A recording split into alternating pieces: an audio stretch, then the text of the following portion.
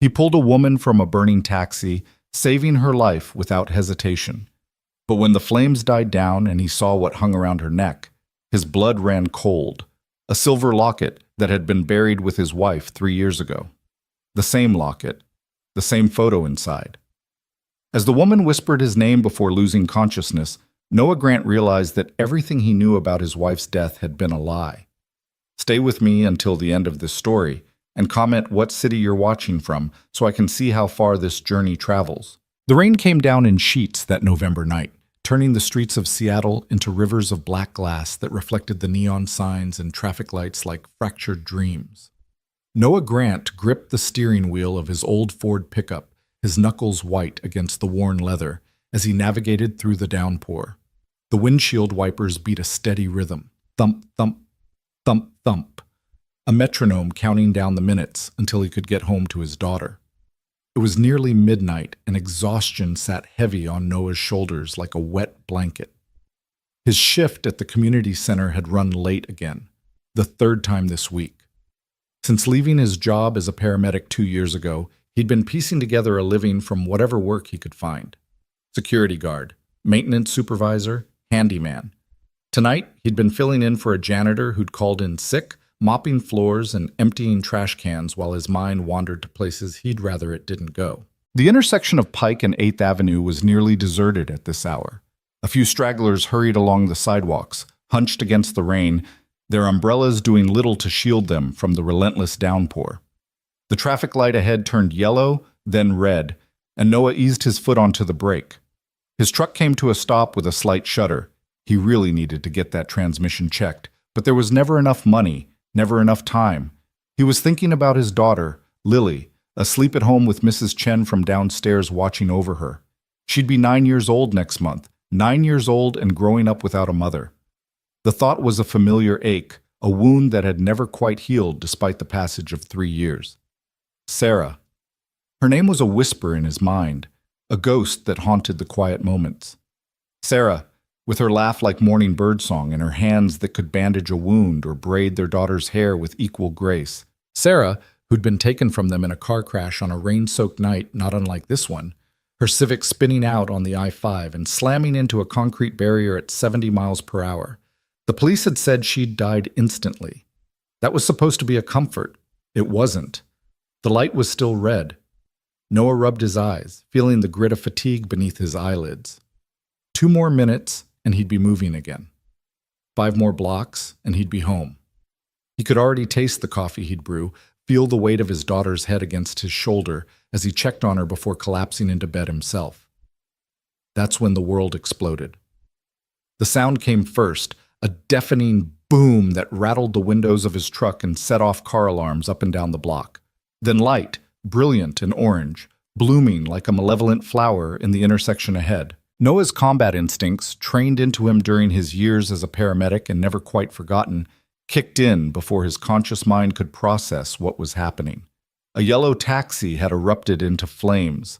The vehicle was spinning, a deadly carousel of metal and fire, its momentum carrying it across the wet pavement in a graceful, horrifying arc. It slammed into a streetlight with a screech of tearing metal, the impact so violent that the pole bent at a 45-degree angle, sparks raining down as electrical wires tore free.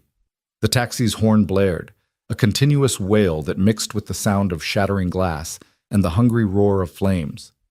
Noah's foot was already on the gas pedal. His truck surged forward, jumping the red light, tires hydroplaning on the slick street as he cut a sharp right and skidded to a stop 10 feet from the burning wreckage. Through the flames and smoke, he could see the taxi's interior, seats engulfed, dashboard melting, and in the back seat, silhouetted against the fire, a figure. Someone was still inside. Jesus Christ, Noah breathed, his paramedic training flooding back with crystalline clarity. He yanked his keys from the ignition, grabbed the heavy canvas jacket from the passenger seat, and threw open his door. The heat hit him like a physical force, a wall of scorching air that made his eyes water and his lungs constrict. Behind him, he heard shouting. Someone screaming.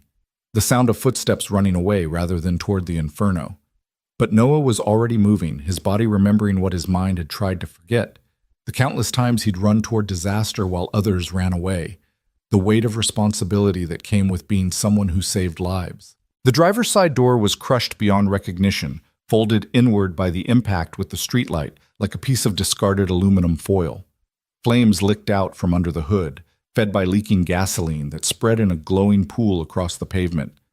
Noah circled to the passenger side, using his jacket to shield his face from the intense heat. The smoke was thick and black, carrying the acrid stench of burning rubber, plastic, and something worse, the sickly sweet smell of cooking meat that he recognized from too many accident scenes. Through the rear passenger window, he could see her more clearly now.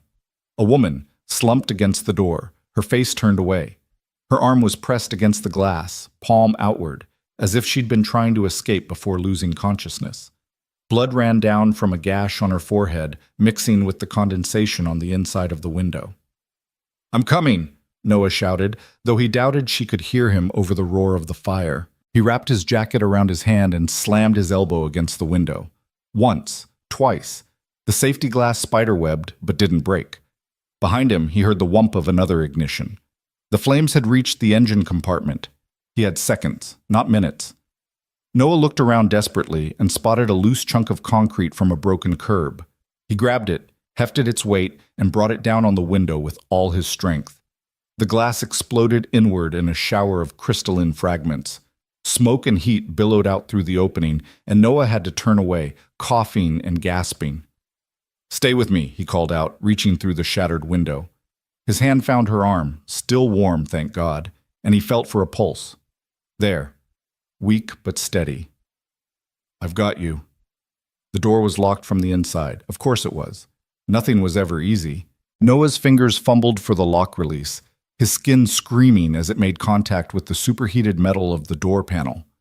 He found it, yanked it up, and pulled the door handle.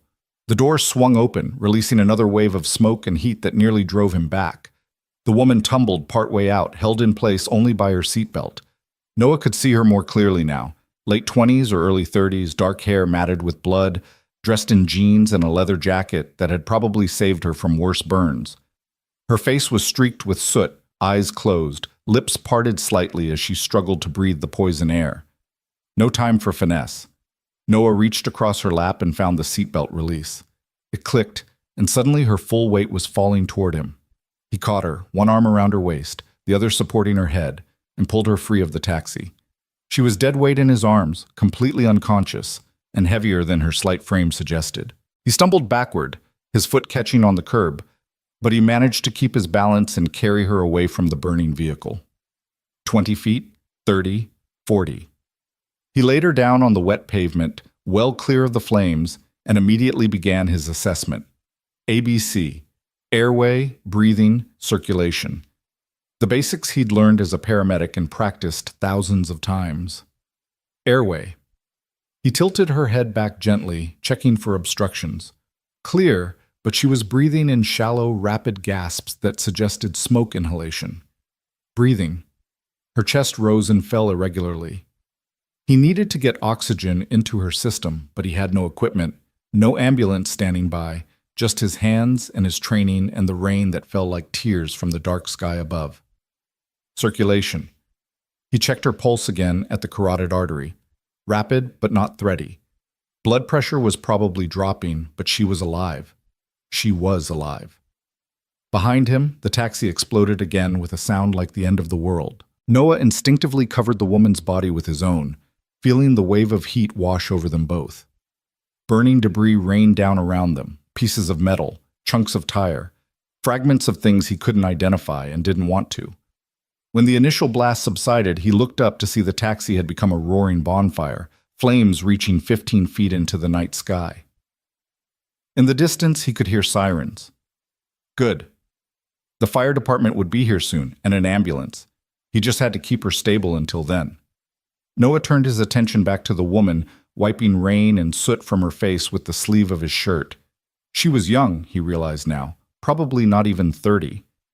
Pretty in a sharp-featured way that reminded him of... No. He pushed the thought away before it could fully form. He'd been doing that for 3 years now, pushing away every memory, every reminder, every ghost of the woman he'd lost. He was checking the woman for signs of burns or broken bones when his hand brushed against something cold and metallic hanging from her neck. A necklace of some kind. Probably nothing important, but in trauma situations you documented everything. Noah's fingers closed around the pendant, drawing it out from beneath the collar of her leather jacket so he could see it clearly in the light of the burning taxi. His breath caught in his throat. It was a locket. A silver locket, oval-shaped, about the size of a quarter, with delicate filigree work around the edges. He knew this locket. He knew it because he'd bought it for his wife on their 5th anniversary, had watched her face light up when she opened the velvet box, had fastened the clasp around her neck with trembling fingers while she laughed and cried at the same time. He knew it because it was supposed to be buried 6 feet underground in Evergreen Cemetery, resting against the chest of the woman who'd worn it every single day for the 3 years between that anniversary and the night she died. The world seemed to tilt on its axis. Noah's hands shook as he held the locket, staring at it in disbelief. It couldn't be. It couldn't be the same one. There must be thousands of lockets like this, tens of thousands. It was just a coincidence, just his tired mind playing tricks on him, But even as his rational mind scrambled for explanations, his fingers were opening the locket with practiced familiarity. He knew exactly how much pressure to apply to the tiny clasp, knew the slight catch that required a gentle wiggle to release. The locket popped open. Inside was a photograph protected behind a thin layer of scratched plastic. Noah's vision swam as he stared at it. The photo showed a man holding an infant, both of them laughing at something beyond the frame. The man was younger, his face unlined by grief, his eyes bright with joy. The baby was wrapped in a pink blanket, her tiny hand reaching up to grab at the man's nose. It was Noah, and his daughter Lily. On the day she came home from the hospital, this was the photo Sarah had chosen to put in the locket. This exact photo, taken by one of the nurses who'd taken pity on the exhausted new father. Sarah had told him it was her favorite picture in the world, the image she wanted closest to her heart always. "No," Noah whispered, but the word came out as more of a sob. "No, this can't." The woman on the ground stirred, a soft moan escaping her lips. Her eyelids fluttered, and for a moment Noah saw her eyes, dark brown, the same shade as... "Noah," she whispered, and his heart stopped. She knew his name. This stranger, pulled from a burning taxi, wearing his dead wife's locket, knew his name. Her eyes focused on his face with obvious effort, and something that might have been recognition flickered in their depths. Her lips moved, forming words that Noah had to lean in close to hear over the crackling flames and approaching sirens. Sarah. She said... The woman's voice was barely audible, rough with smoke and pain. "She said you'd come. She said, you always come." Then her eyes rolled back and she went limp again. Noah knelt there in the rain, holding this strange woman, this impossible woman, feeling his entire reality crumbling around him like the burning taxi at his back. The locket hung between them, catching the firelight, the photo of his former joy mocking him from its place over this stranger's heart. The first fire truck rounded the corner, lights painting the scene in alternating shades of red and white. Behind it came an ambulance, then another, then police cars, the whole emergency circus that Noah had once been a part of. Firefighters jumped out, unrolling hoses, shouting orders. Paramedics rushed toward him with a stretcher and equipment, their practiced movements a familiar dance. "Sir, we'll take over from here," one of them said, a young guy with kind eyes and capable hands. "Sir? Are you injured?" Noah looked down at himself and realized he was covered in blood.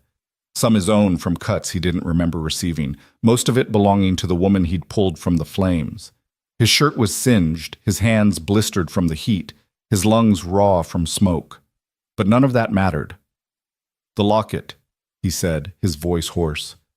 "I need to know about the locket." The paramedic exchanged a glance with his partner, the universal look of medical professionals dealing with someone in shock. "Sir, we really need you to step back and let us work. Are you family? Do you know this woman?" Noah started to say no, then stopped. Because that wasn't true, was it? He didn't know who this woman was, but she knew him. She knew Sarah. She was wearing Sarah's locket, carrying Sarah's photo. "I saved her," he said finally. "I pulled her out of the taxi." "You did good," the paramedic said, already moving to insert an IV line into the woman's arm. "Real good. You saved her life, but now we need space to work, okay? Just step back for us." Noah stood, his legs unsteady beneath him, and watched as the paramedics swarmed over the unconscious woman. They called out vital signs in rapid-fire medical shorthand that he understood perfectly.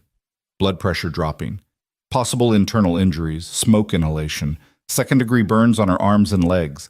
They loaded her onto the stretcher with efficient precision, covering her with a thermal blanket, securing straps across her chest and legs. "Wait!" Noah called out as they began to wheel her toward the ambulance. "Where are you taking her?" "Harborview," one of the paramedics called back without stopping. "Trauma center." Of course, Harborview Medical Center, where Noah had worked for 7 years, where he'd brought countless patients, where he still knew half the staff by name. The universe, it seemed, had a sense of humor after all. A police officer approached, notebook in hand, questions ready. Noah answered them automatically, his mind elsewhere. Yes, he'd witnessed the explosion. No, he didn't know the victim. Yes, he was a former paramedic. No, he hadn't seen anyone else near the taxi before it exploded. The officer took his information, his insurance details, told him he might need to come down to the station for a more detailed statement tomorrow. Tomorrow. As if tomorrow mattered. As if anything mattered beyond the impossible locket now secured in Noah's pocket, pressed against his chest like a talisman or a curse. The fire department had extinguished the blaze, reducing the taxi to a smoking, twisted skeleton of metal. Investigators were already taking photos, documenting the scene, looking for clues about what had caused such a catastrophic explosion. Noah heard one of them mention the word suspicious and another respond with definitely accelerant involved. Not an accident, then. Someone had done this deliberately. Someone had tried to murder the woman Noah had pulled from the flames. The woman wearing Sarah's locket. The woman who knew his name. The rain had slowed to a drizzle, but Noah didn't notice. He stood there in the middle of Pike Avenue, surrounded by emergency vehicles and flashing lights, watching the ambulance carrying the mysterious woman disappear into the night. Around him, the city went about its business. Late-night travelers hurrying to their destinations, bar patrons stumbling home, the homeless seeking shelter in doorways. None of them knew. None of them understood that in this one rain-soaked intersection, everything Noah had believed about the worst night of his life had just been called into question. His phone buzzed. A text from Mrs. Chen. "Lily woke up, asking for you. Everything okay?" Everything okay. What a question. What a ridiculous, impossible question. Noah typed back with numb fingers. "Emergency at work. Be home soon. Tell her I love her." It wasn't exactly a lie. There was an emergency, even if it wasn't the kind Mrs. Chen would understand. And he would be home soon, eventually, after he did what he needed to do. He walked back to his truck, his movements mechanical. His hands left bloody prints on the door handle, on the steering wheel. The engine turned over with its familiar cough, and Noah pointed the vehicle toward Harborview Medical Center. As he drove through the dark streets, the locket burned like fire in his pocket, and in his mind, one question repeated over and over. If this woman has Sarah's locket, where the hell did she get it? The drive to Harborview took 20 minutes, though Noah barely registered the passage of time. His mind was a chaotic whirl of memories and impossibilities, each thought crashing into the next like waves against a rocky shore. He remembered the day he'd bought the locket, walking past the jewelry store window 3 times before gathering the courage to go inside. It had cost him 2 weeks' salary, money they really couldn't spare with a new baby at home, but he'd wanted to give Sarah something special, something that would tell her how much he loved her, even when he was too tired or too busy to say the words. He remembered her face when she opened the box on their anniversary, tears streaming down her cheeks as she laughed and called him a fool for spending so much. He remembered fastening the clasp around her neck, kissing the soft skin just below her ear, feeling her pulse flutter beneath his lips. He remembered identifying her body at the morgue, the sheet pulled back to reveal her bruised and broken face, and yes, the locket still around her neck. He remembered the funeral director asking if he wanted to keep it, and he'd said no. Let her be buried with it. Let her take into the ground this symbol of their love, this piece of him that would stay with her forever. So how was it now hanging around the neck of a stranger? The only explanations Noah could think of were impossible. Someone had robbed Sarah's grave, unthinkable, but technically possible. Someone had made an identical locket and somehow obtained a copy of the same photograph, possible, but why? Or Sarah had given the locket to someone before she died, had taken it off at some point, maybe that very day, and handed it to this woman for safekeeping. But that didn't make sense either. Sarah had never taken off the locket, not once in 3 years. She'd worn it in the shower, to bed, to work. She'd touched it absently when she was thinking, running her fingers over the smooth silver surface like a worry stone. Unless she'd known something was going to happen, unless she'd been scared or in danger, or… Noah's hands tightened on the steering wheel. He was spinning theories without facts, building castles in the air. What he needed was information, and the only person who could give him that information was currently unconscious in the back of an ambulance. Harborview Medical Center rose up before him, a massive complex of buildings crowned with a helipad and bristling with satellite dishes and antennas. Noah had spent 7 years working in this place, had walked its hallways so many times he could navigate them blindfolded. He parked in the employee lot, using his old access card without thinking. It still worked. Apparently, no one had bothered to deactivate it when he'd left 2 years ago. The emergency department entrance was exactly as he remembered it. The automatic doors that never quite closed properly, the smell of antiseptic and coffee, the controlled chaos of nurses and doctors moving with purposeful urgency. Noah walked in and headed straight for the main desk, where a familiar face looked up at his approach. Noah Grant? Marissa Chen's eyes widened in surprise. She'd been a charge nurse when Noah worked here, and from the name tag she still was. Holy hell, is that you? What happened? Are you hurt? Noah looked down at himself and realized what a sight he must be, covered in soot and blood, clothes torn and singed, hair wild. I'm fine, he said. But they just brought in a woman from a taxi fire downtown. I need to know her condition. Marissa's professional mask slipped into place. Are you family? Noah hesitated. I'm the one who pulled her out. I'm the reason she's alive. That doesn't give you a legal right to her medical information, Noah. You know that. But Marissa was already typing on her computer, her eyes scanning the screen. What was her name? I don't know. The admission felt like a failure. Mid-20s to early 30s, dark hair, leather jacket, pulled from a burning taxi on Pike and 8th about 40 minutes ago. More typing. Then Marissa's expression shifted, became more guarded. She's in Trauma Bay 3. Critical but stable. That's all I can tell you. Marissa, please, this is important. Noah? She was wearing something that belonged to my wife, Noah said, his voice low and urgent. My dead wife. I need to know who she is and how she got it. Marissa stared at him for a long moment, reading something in his face that made her decision. Okay, look, I can't let you back there, but… She glanced around, making sure no one was listening. Her name is Elena Marlowe, that's all I know. They're running labs and imaging now. If you want to wait, I'll wait, Noah said. Thank you. He found a chair in the waiting area among the other worried faces and late-night emergencies.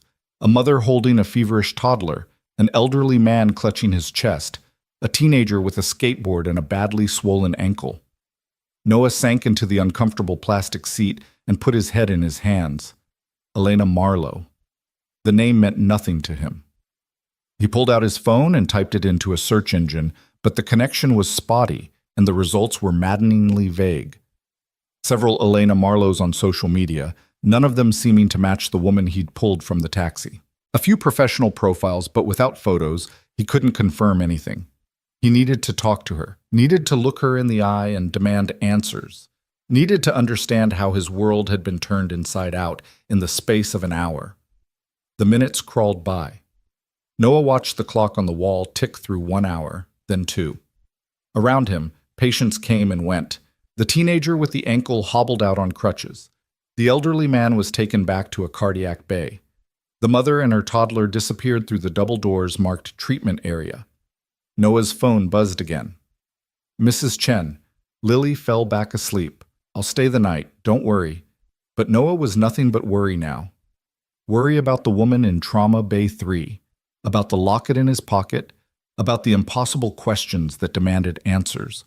And deeper than all of that, a worry he'd been carrying for 3 years, a gnawing, persistent doubt that he'd never quite been able to silence.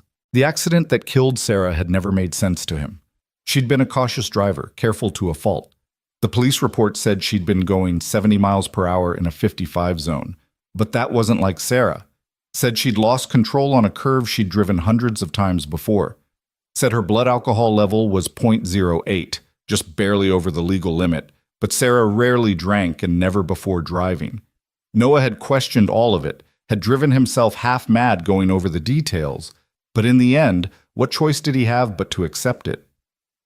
People died in car accidents every day. Random chance. Wrong place, wrong time. The universe's cruelty on full display. But now? Now there was a woman named Elena Marlowe who'd spoken Sarah's name with her dying breath, who wore Sarah's locket, who seemed to know things she shouldn't know. And someone had tried to kill her by blowing up her taxi. What if Sarah's accident hadn't been an accident at all? The thought was like ice water in Noah's veins. He stood up abruptly, unable to sit still any longer, and paced the waiting area. A television mounted on the wall was tuned to a late-night news channel, the sound muted, closed captions running across the bottom of the screen. Noah barely registered the images. Political talking heads, weather forecasts, commercial breaks, until one segment made him stop mid-stride. The chyron read, "Developing story. Taxi explosion under investigation." The video showed the scene on Pike and 8th, the burning taxi, fire trucks, and police cars. Then it cut to a reporter standing in front of the charred wreckage, her breath visible in the cold night air. Noah turned up the volume, drawing annoyed looks from other waiting patients. "Preliminary reports suggest the explosion may not have been accidental," the reporter was saying. "Investigators on the scene have indicated that accelerant may have been used, raising questions about whether this was a targeted attack." The cab driver, identified as Martin Rodriguez, 47, was killed in the blast. One passenger, whose identity has not been released, was rescued by a bystander and is currently in critical condition at a local hospital. Police are asking anyone with information about this incident to contact the tip line at the number shown on your screen. The cab driver was dead. Noah hadn't even thought about the driver, hadn't seen him in the front seat, hadn't realized there was anyone else. The guilt hit him like a physical blow. Could he have saved both of them? Had he been so focused on the woman in the back seat that he'd missed someone else who needed help? But no, he'd looked in the front seat. He'd seen the crushed driver's door, the way the impact had folded the entire front end of the taxi like an accordion. If the driver had been in there, he'd already been dead when Noah arrived. There was nothing he could have done. Still, the knowledge sat heavy on Noah's conscience. A man was dead. A man named Martin Rodriguez, who probably had a family, friends, a life that had been cut short because someone had planted a bomb in his taxi. Because that's what this was, clearly. Not a gas leak or mechanical failure, a bomb. Meant for Elena Marlowe. Why? What could a freelance journalist have done to warrant murder? "Mr. Grant?" Noah spun around to find a doctor in scrubs standing behind him, her face tired but professional. Her name tag read Dr. Reeves. He didn't recognize her, but that wasn't surprising. 2 years was a long time, and Harborview cycled through residents and attendings constantly. "Yes," Noah said, his heart suddenly pounding. Is Elena?" "She's stable," Dr. Reeves said. "Remarkably so, considering what she went through. She has second-degree burns on approximately 12% of her body, moderate smoke inhalation, a concussion, and various contusions and lacerations. But no internal bleeding, no broken bones, no signs of organ damage. Honestly, Mr. Grant, if you hadn't pulled her out when you did, she'd be dead. You saved her life." The word should have brought relief, but Noah felt nothing except the driving need for answers. "Is she conscious? Can I talk to her?" Dr. Reeves hesitated. "She's drifting in and out. We've given her pain medication and she needs rest." "Are you family?" "No, but I need to eat." "Then I'm afraid I can't allow you to see her." Dr. Reeves's voice was kind but firm. "She's stable, Mr. Grant. That's all I can tell you." Now, I really think you should let someone examine you. You have some significant burns on your hands and arms that need treatment." Noah looked down at his hands as if seeing them for the first time. The skin was red and blistered, already starting to hurt now that the adrenaline was wearing off. "I'm fine," he said automatically. "You're not fine. You're in shock, and those burns are going to get infected if they're not treated." Dr. Reeves gestured to a nearby nurse. "Sarah, can you take Mr. Grant to minor treatment? Get those hands cleaned and bandaged." "Of course, doctor," the nurse said, approaching Noah with a sympathetic smile. Noah started to protest, but Dr. Reeves cut him off. "Mr. Grant, you did a heroic thing tonight. Don't diminish that by letting yourself get sick because you're too stubborn to accept help. Get your hands treated, go home, get some rest. If Ms. Marlowe's condition changes, we'll contact you." It wasn't really a question, and Noah was too exhausted to argue. He let the nurse lead him to a treatment bay where she carefully cleaned the burns on his hands and arms, applied antibiotic ointment, and wrapped them in sterile gauze. The pain, now that he was aware of it, was considerable, a deep, throbbing ache that radiated up to his elbows. "You're lucky," the nurse said as she worked. "These are mostly superficial. They'll hurt like hell for a few days, but they should heal without scarring if you keep them clean and dry." Lucky. Noah almost laughed at the word. He didn't feel lucky. He felt like he'd fallen through a crack in reality and landed in a world where nothing made sense anymore. The nurse gave him a prescription for pain medication and a list of care instructions, then sent him on his way. Noah walked back to the waiting area, intending to leave, but found himself stopping instead. He couldn't go home. Not yet. Not until he had answers. He found a bathroom and cleaned himself up as best he could, washing the soot from his face and hands, trying to make himself presentable. Then he made his way back to the main desk, where a different nurse was now on duty. "I need to leave a message for Elena Marlowe," he said. "The patient in Trauma Bay 3. The nurse, young, with kind eyes and purple scrubs, looked up at him. "I can't confirm we have a patient by that name, but I can take a message if you'd like to leave one." Noah grabbed a piece of paper and a pen from the desk and wrote quickly. "Ms. Marlowe, I'm the man who pulled you from the taxi. I need to talk to you about the locket. It's important. Please call me." He added his phone number and folded the paper in half. "Make sure she gets this," he said, pressing it into the nurse's hand. "It's urgent." "I'll do my best," the nurse promised. There was nothing else Noah could do here. He left the hospital, walked through the parking lot to his truck, and sat in the driver's seat for a long moment, staring at nothing. The locket was still in his pocket, its weight impossible to ignore. He took it out, opened it again, looked at the photograph of himself and baby Lily. Sarah had chosen this picture because it captured a moment of pure joy, the first day they'd brought their daughter home. Both of them exhausted and terrified and happier than they'd ever been. He remembered that day so vividly. The way Lily had fit perfectly in the crook of his arm, the smell of her, that indefinable newborn scent of milk and powder and new life. The overwhelming rush of love and protectiveness that had nearly brought him to his knees. And Sarah taking the photo, her laughter like music as Noah made silly faces to get the baby to smile. "Where did you go?" Noah whispered to the photograph. "What happened to you, Sarah? What aren't I seeing?" The photo, of course, gave no answers. Noah closed the locket and tucked it carefully back into his pocket. Then he started the truck and headed home, through streets that were now empty and quiet, the rain having stopped entirely. The city slept around him, unaware that in one man's heart, a dormant hope had begun to burn with terrible, impossible life. When he got home, Mrs. Chen met him at the door, her eyes widening at his disheveled appearance. "Noah, what happened?" "There was a fire," he said, which was true enough. "I'm fine. How's Lily?" "Sleeping soundly." Mrs. Chen studied his bandaged hands with concern. "Are you sure you're all right? Those look serious." "Just minor burns, really. I'm okay." Noah mustered a smile he didn't feel. "Thank you for staying with her. I don't know what I'd do without you." Mrs. Chen patted his arm gently. "That's what neighbors are for. Now get some sleep. You look like death warmed over." After she left, Noah checked on his daughter.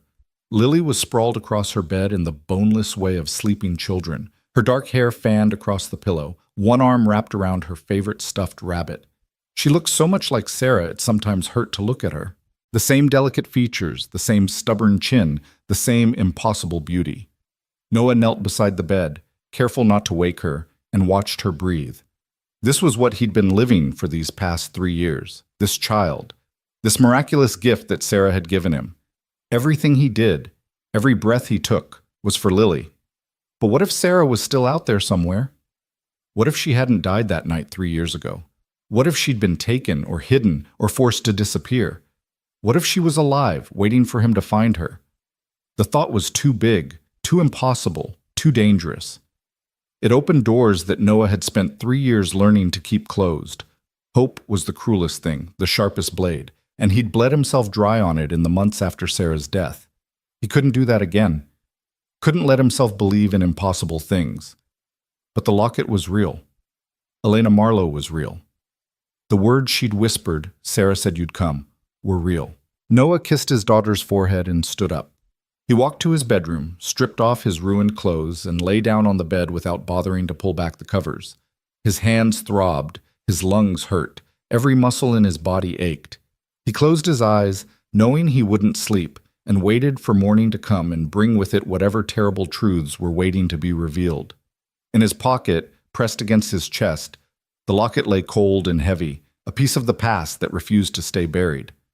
And somewhere in Harborview Medical Center, Elena Marlowe drifted in medicated dreams, holding secrets that would shatter a man's world, and maybe, just maybe, put it back together in a way he'd never dared to imagine. The night stretched on, dark and full of questions, and Noah Grant lay awake through all of it, staring at the ceiling, wondering if the woman he'd mourned for 3 years was somewhere out there, looking at the same dark sky, wondering if he would come for her. He would. God help him, he would. But first, he needed answers. Morning came with the kind of gray, hesitant light that made Seattle feel like it existed in perpetual twilight. Noah had finally fallen into a fitful sleep around 4 in the morning, his dreams plagued by fire and smoke, and a woman's face that shifted between Elena Marlowe and Sarah, until he couldn't tell where one ended and the other began. He woke at 6:30 to the sound of Lily padding into his room, her small hand shaking his shoulder. "Daddy, you're still wearing your clothes," she said, her voice full of that particular concern children have when they notice their parents doing something unusual. Noah sat up, wincing at the stiffness in his muscles and the immediate throb of pain in his bandaged hands. "Hey, sweetheart." "Yeah. I had a long night. How'd you sleep?" "Good. Mrs. Chen let me have 2 cookies before bed." Lily climbed onto the bed beside him, her eyes going wide as she noticed the bandages. "What happened to your hands?" "I had a little accident at work," Noah said, which was becoming his default explanation for everything. "Nothing serious. They'll be good as new in a few days." Lily reached out and gently touched one of the bandages, her small face scrunched with worry. "Does it hurt?" "A little. But you know what would make it feel better? If you made your old dad some of that terrible coffee you're always trying to sneak when you think I'm not looking." That got a giggle out of her, the sound like sunlight breaking through clouds. "I'm not allowed to use the coffee maker. You said so." "Well, today's a special exception. Go on, give it a try. And maybe see if we have any of those frozen waffles left." Lily bounded off the bed with the boundless energy of an almost 9-year-old, and Noah heard her thunder down the stairs toward the kitchen. He sat there for a moment, listening to the sounds of his daughter, attempting to operate appliances she wasn't quite tall enough to reach comfortably, and tried to convince himself that everything was normal, that yesterday hadn't happened, that he could just go about his day, take Lily to school, go to work, pretend his entire understanding of the last 3 years hadn't been called into question. But the locket was still in his pocket, and his phone was already buzzing with missed calls and messages. He picked it up, scrolling through them with his bandaged fingers. 3 calls from a number he didn't recognize. 2 text messages from the Seattle Police Department asking him to come in for a statement. 1 voicemail from Marissa at the hospital. He played the voicemail, holding the phone away from his face as Marissa's voice filled the quiet room. "Noah, it's Marissa. Listen, I probably shouldn't be telling you this, but that woman you brought in last night, Elena Marlowe, she's awake and she's asking for you. She's pretty insistent about it, actually. If you're coming by, do it soon. The police are on their way to interview her, and after that, who knows when you'll get another chance. Noah's heart kicked into a higher gear. He was on his feet before he'd even consciously decided to move, his exhaustion forgotten. Elena Marlowe was awake. She was asking for him, which meant she remembered who he was, remembered what she'd said last night about Sarah. He went to the bathroom and splashed water on his face, then changed into clean clothes, jeans and a flannel shirt that he could manage despite his bandaged hands. In the kitchen, he found Lily standing on a chair, pouring water into the coffee maker with intense concentration.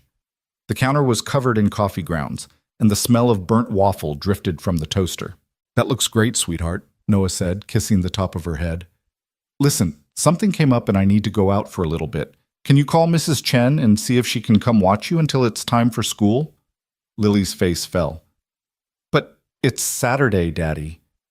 Saturday. Of course it was Saturday. Noah had lost track of the days entirely. "Right, Saturday. Well, you're still going to need Mrs. Chen for a bit. I promise I won't be long." "Is it about work?" Lily asked, and there was something in her voice, a guardedness, a wariness that broke Noah's heart. This was what he'd done to her. 3 years of being a single parent, 3 years of juggling jobs and bills, and the constant weight of grief had taught his daughter not to expect too much from him, had taught her that work always came first, that promises of "I won't be long" usually meant hours. "It's important," he said, crouching down so he was at her eye level. "Really important. And when I get back, how about we do something fun? We could go to that bookstore you like, get lunch at that pizza place. Make a day of it. Promise?" Lily's dark eyes, Sarah's eyes, searched his face. "Promise," Noah said, and meant it. He waited until Mrs. Chen arrived, apologizing profusely for the early morning call and the imposition.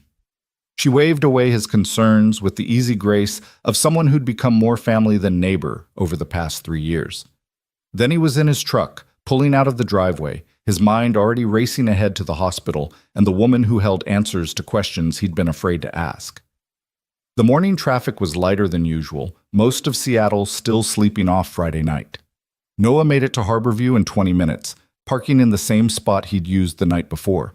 His access card still worked, still got him through the employee entrance without question. He wondered if anyone had noticed his unofficial return, or if in the chaos of a busy metropolitan hospital, one more person in civilian clothes was just background noise. The emergency department was in that strange lull that came between the late-night traumas and the mid-morning rush. Noah walked past the main desk, keeping his head down, and headed for the trauma bays. He knew this layout like the back of his hand, knew which hallways had cameras and which were blind spots, knew where the nurses' station was positioned and which doors required keycard access. Trauma Bay 3 was on the second floor, accessible by a stairwell that hospital staff used to avoid the crowded elevators. Noah took the stairs 2 at a time, ignoring the protest from his aching legs, and pushed through the door onto the second-floor hallway. A quick glance told him the nurses' station was currently unmanned, probably shift change, the 30-minute window when everyone was either getting reports or giving them. He found Trauma Bay 3, its door partially open. Noah paused outside, listening for voices, but heard nothing except the steady beep of monitoring equipment.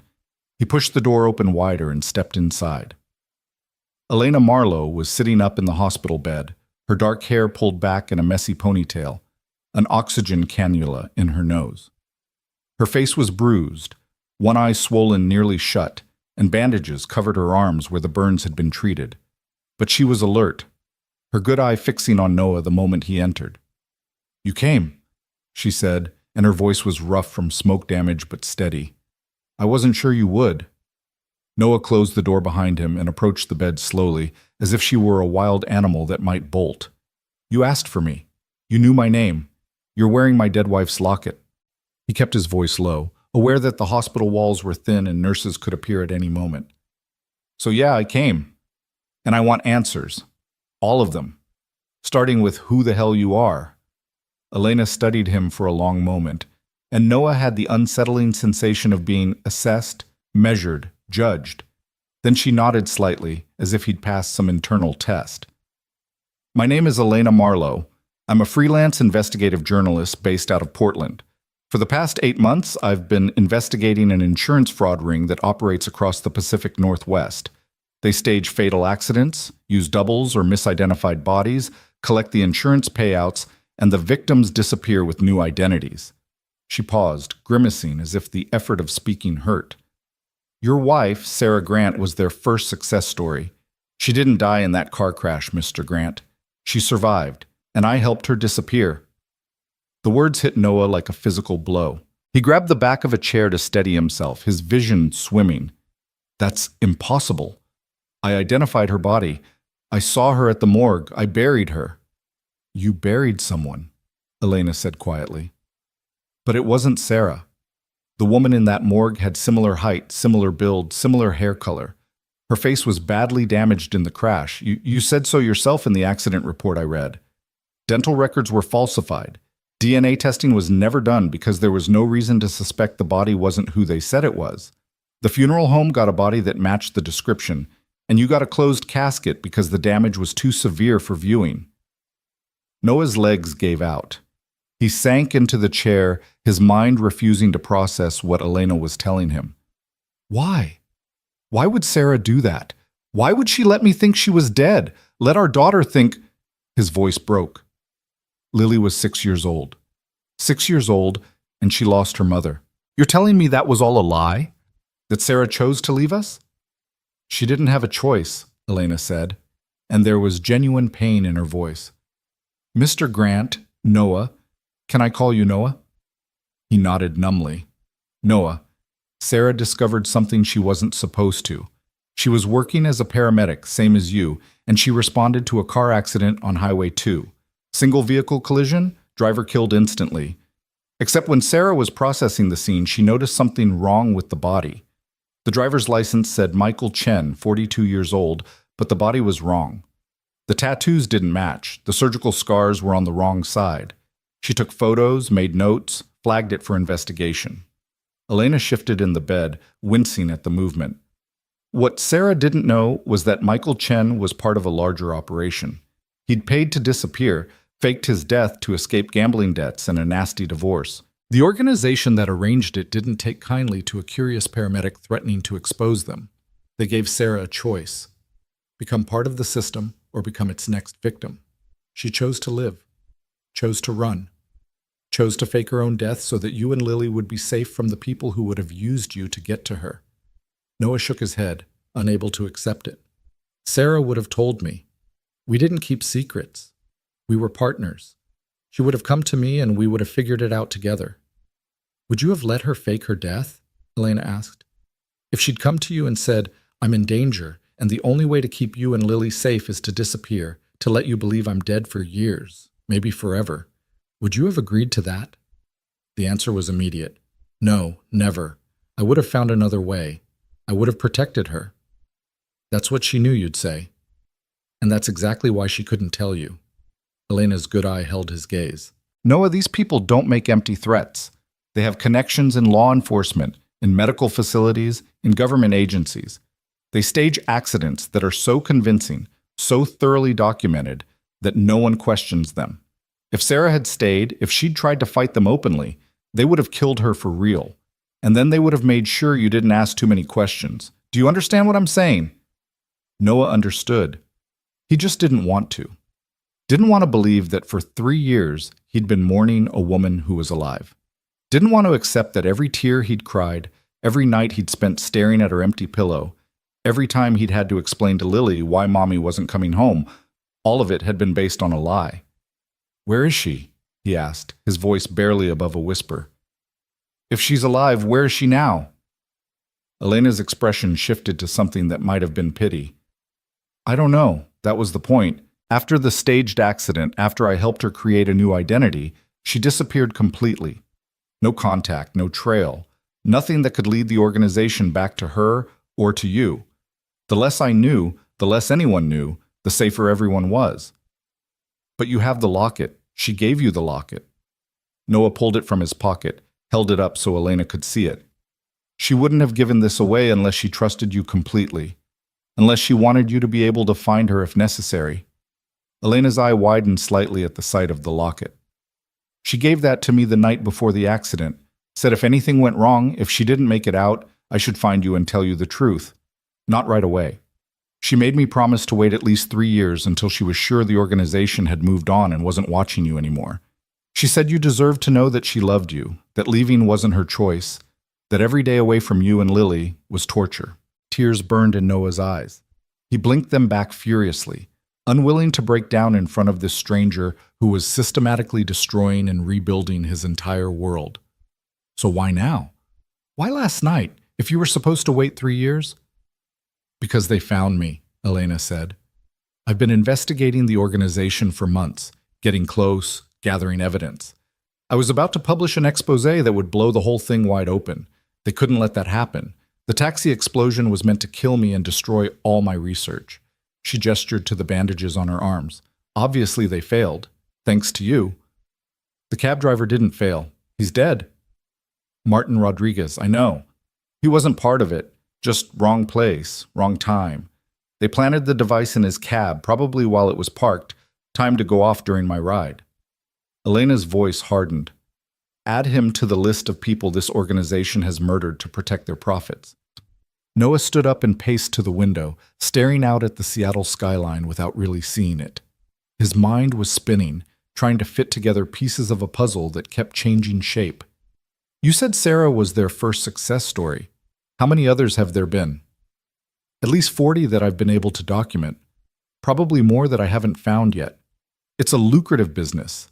Life insurance policies worth millions, death benefits, pension payouts, debt forgiveness. The deceased pay a percentage to the organization, get a new identity, and start over somewhere else. And the organization makes a fortune while leaving behind grieving families who never know the truth. Families like mine, Noah said bitterly. Families like my daughter, who had to grow up without a mother because her mother chose money over. It wasn't about money, Elena interrupted sharply. Sarah didn't pay them anything. She didn't want to disappear. They forced her to, and when they did, she made sure you and Lily were protected. Every month for the past 3 years, an anonymous payment has gone into a trust fund in Lily's name. $25,000, Noah. That's $750,000 sitting in an account waiting for your daughter when she turns 18. Where do you think that money came from? Noah turned from the window, staring at Elena. What are you talking about? There's no trust fund. There is. Sarah set it up through offshore accounts, routed through so many shell companies that it's untraceable. She couldn't send the money directly to you. That would have been too obvious, too easy to track. But she made sure Lily would be taken care of. Made sure that even if she could never come back, her daughter would have something. Elena's voice softened. Sarah loved you both more than anything. Leaving you destroyed her, but staying would have killed her, and possibly you too. Noah's hands were shaking. He looked down at the locket, at the photo of himself and baby Lily, and felt something crack open inside his chest. All this time he'd thought Sarah had abandoned them, had died because of careless driving or bad luck or the random cruelty of the universe. But she'd been alive, suffering, alone, protecting them the only way she knew how. How do I find her? He asked. You helped her disappear. You must have some idea where she went. Elena shook her head. I told you, I don't know. It was safer that way, but she hesitated as if weighing whether to continue. Before she left, Sarah said something. She was looking at a map, tracing a route along the northern coast. She mentioned Port Angeles, said something about always wanting to see the Olympic Peninsula, about how it would be a good place to disappear into the mountains and the rain. It might have meant nothing, or it might have been a breadcrumb in case someday you came looking. Port Angeles, a small city on the northern tip of the Olympic Peninsula, gateway to Olympic National Park and the Strait of Juan de Fuca. Noah had been there once, years ago, on a camping trip before Lily was born. He remembered dense forests and rugged coastline, isolated towns and miles of wilderness. A good place to disappear, indeed. The evidence you gathered, Noah said. The expose you were going to publish. Do you still have it? Most of it was in the taxi, my laptop, my files, years of investigation work, all gone. But I'm not stupid. I keep backups, cloud storage, encrypted drives, hard copies, and safe deposit boxes. The organization thinks they destroyed my research, but they only destroyed one copy. Elena's jaw set with determination. I'm still going to publish. I'm still going to expose what they did to Sarah and Martin and all the others. But now I need to stay alive long enough to do it. They'll come for you again, Noah said. It wasn't a question. Probably, which is why I need to get out of here as soon as possible. The police are going to want statements, ask questions I can't answer without revealing too much. And if the organization has people in law enforcement, which I'm certain they do, then staying in this hospital is like painting a target on my back. Noah thought about that, thought about the consequences of what Elena was suggesting. You're talking about checking yourself out against medical advice, going on the run while you're still injured and recovering. I'm talking about survival. I've done it before. I'll do it again. You nearly died last night. You have burns, smoke inhalation, a concussion. You can barely sit up without grimacing. Noah crossed his arms. You're not going anywhere alone. Elena raised an eyebrow. I don't recall asking for your help. You asked for me specifically. You knew I'd come. Which means some part of you knew you'd need more than just information. Noah met her gaze steadily. Sarah trusted you enough to give you that locket, so I'm going to trust you enough to help you stay alive. And in return, you're going to help me find my wife. For a long moment, Elena just looked at him, that same assessing expression she'd worn when he first entered the room. Then, slowly she nodded. Okay, but we do this my way. These people are dangerous, Noah. More dangerous than you can imagine. If we're going after them, if we're trying to find Sarah, we have to be smart. Careful. One wrong move and we're both dead. I spent 7 years as a paramedic. I've seen plenty of dangerous situations. I can handle myself. With all due respect, treating car accident victims is different from taking on an organized criminal enterprise. Elena shifted in the bed, her face tight with pain.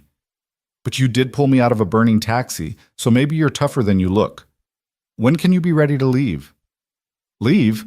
We can't just walk out of here. You're still admitted. There are police coming to interview you. There are protocols. Protocols that will keep me in one place long enough for the organization to send someone to finish the job, Elena said. I checked myself in under my real name because I wasn't conscious enough to lie. Which means they know exactly where I am right now. We need to move, Noah. Soon. As if summoned by her words, voices echoed in the hallway outside. Noah recognized the cadence of police radio chatter, the heavy footfalls of multiple people approaching. He moved to the door, cracking it open just enough to peer out. 2 Seattle police officers were walking down the hallway, accompanied by a man in a suit who had "Detective" written all over him. They were heading directly for Trauma Bay 3, and they'd be here in seconds. Noah turned back to Elena. Police are here. What do you want to do? Elena's good eye gleamed with something that might have been excitement or fear or both. Help me up. There's a service elevator at the end of this hallway that goes down to the loading dock. If we move fast, we can be gone before they finish knocking. You can't even walk. Then I guess you'll have to carry me. Elena was already pulling the IV line from her arm, her face white with pain but her hands steady. Come on, Noah. Time to decide. Do you want answers, or do you want to spend the next hour explaining to the police why you're visiting a bombing victim you claim not to know? She had a point. Noah crossed to the bed and helped Elena swing her legs over the side. She gasped as her feet hit the floor, her balance wavering, and Noah caught her before she could fall. She was lighter than he'd expected, her frame delicate beneath the hospital gown. There's a bag in the closet, Elena said through gritted teeth. My clothes, my phone, my wallet. Grab it. Noah retrieved the bag one-handed while supporting Elena with his other arm. The clothes inside were torn and stained with blood, but Elena's phone and wallet were intact. He handed her the bag, and she clutched it against her chest like a lifeline. The voices in the hallway were closer now, just outside the door. Noah could hear the detective saying something about witness statements and ongoing investigation. They had maybe 10 seconds before someone knocked. Service elevator, Noah said. Let's go.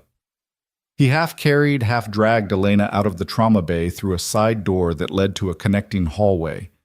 This was the route staff used to move equipment and supplies without clogging the main corridors, and at this hour it was mercifully empty. Elena's breathing was labored, each step clearly costing her, but she didn't complain. Noah had to admire that. Whatever else she was tough. They made it to the service elevator just as Noah heard someone call out behind them. He jabbed the down button, praying the elevator was close, praying they had enough time. The doors opened with a cheerful ding that sounded obscenely loud in the quiet hallway. Noah practically threw Elena inside, then followed, hitting the button for the basement level. The doors started to close just as a police officer rounded the corner and spotted them. "Hey, stop!" But the doors were already shut, the elevator descending. Noah leaned against the wall, his heart hammering. That was subtle. "Subtlety is overrated," Elena said. She was leaning heavily against the elevator railing, her face pale and sweating. "Loading dock opens onto an alley behind the hospital. If we can get to the street, we can lose them in morning traffic." The elevator reached the basement with a gentle lurch. The doors opened onto a dimly lit loading area filled with pallets of supplies and empty gurneys. Noah spotted the exit, a heavy door marked with an alarm warning that Noah knew from experience hadn't worked in years. They made it outside into a narrow alley that smelled of garbage and exhaust fumes. The morning air was cold against Noah's face, carrying the threat of more rain. His truck was parked 3 blocks away in the employee lot, but there was no way Elena could walk that far in her condition. "Stay here," Noah said, propping Elena against the wall. "I'll get my truck and come back for you."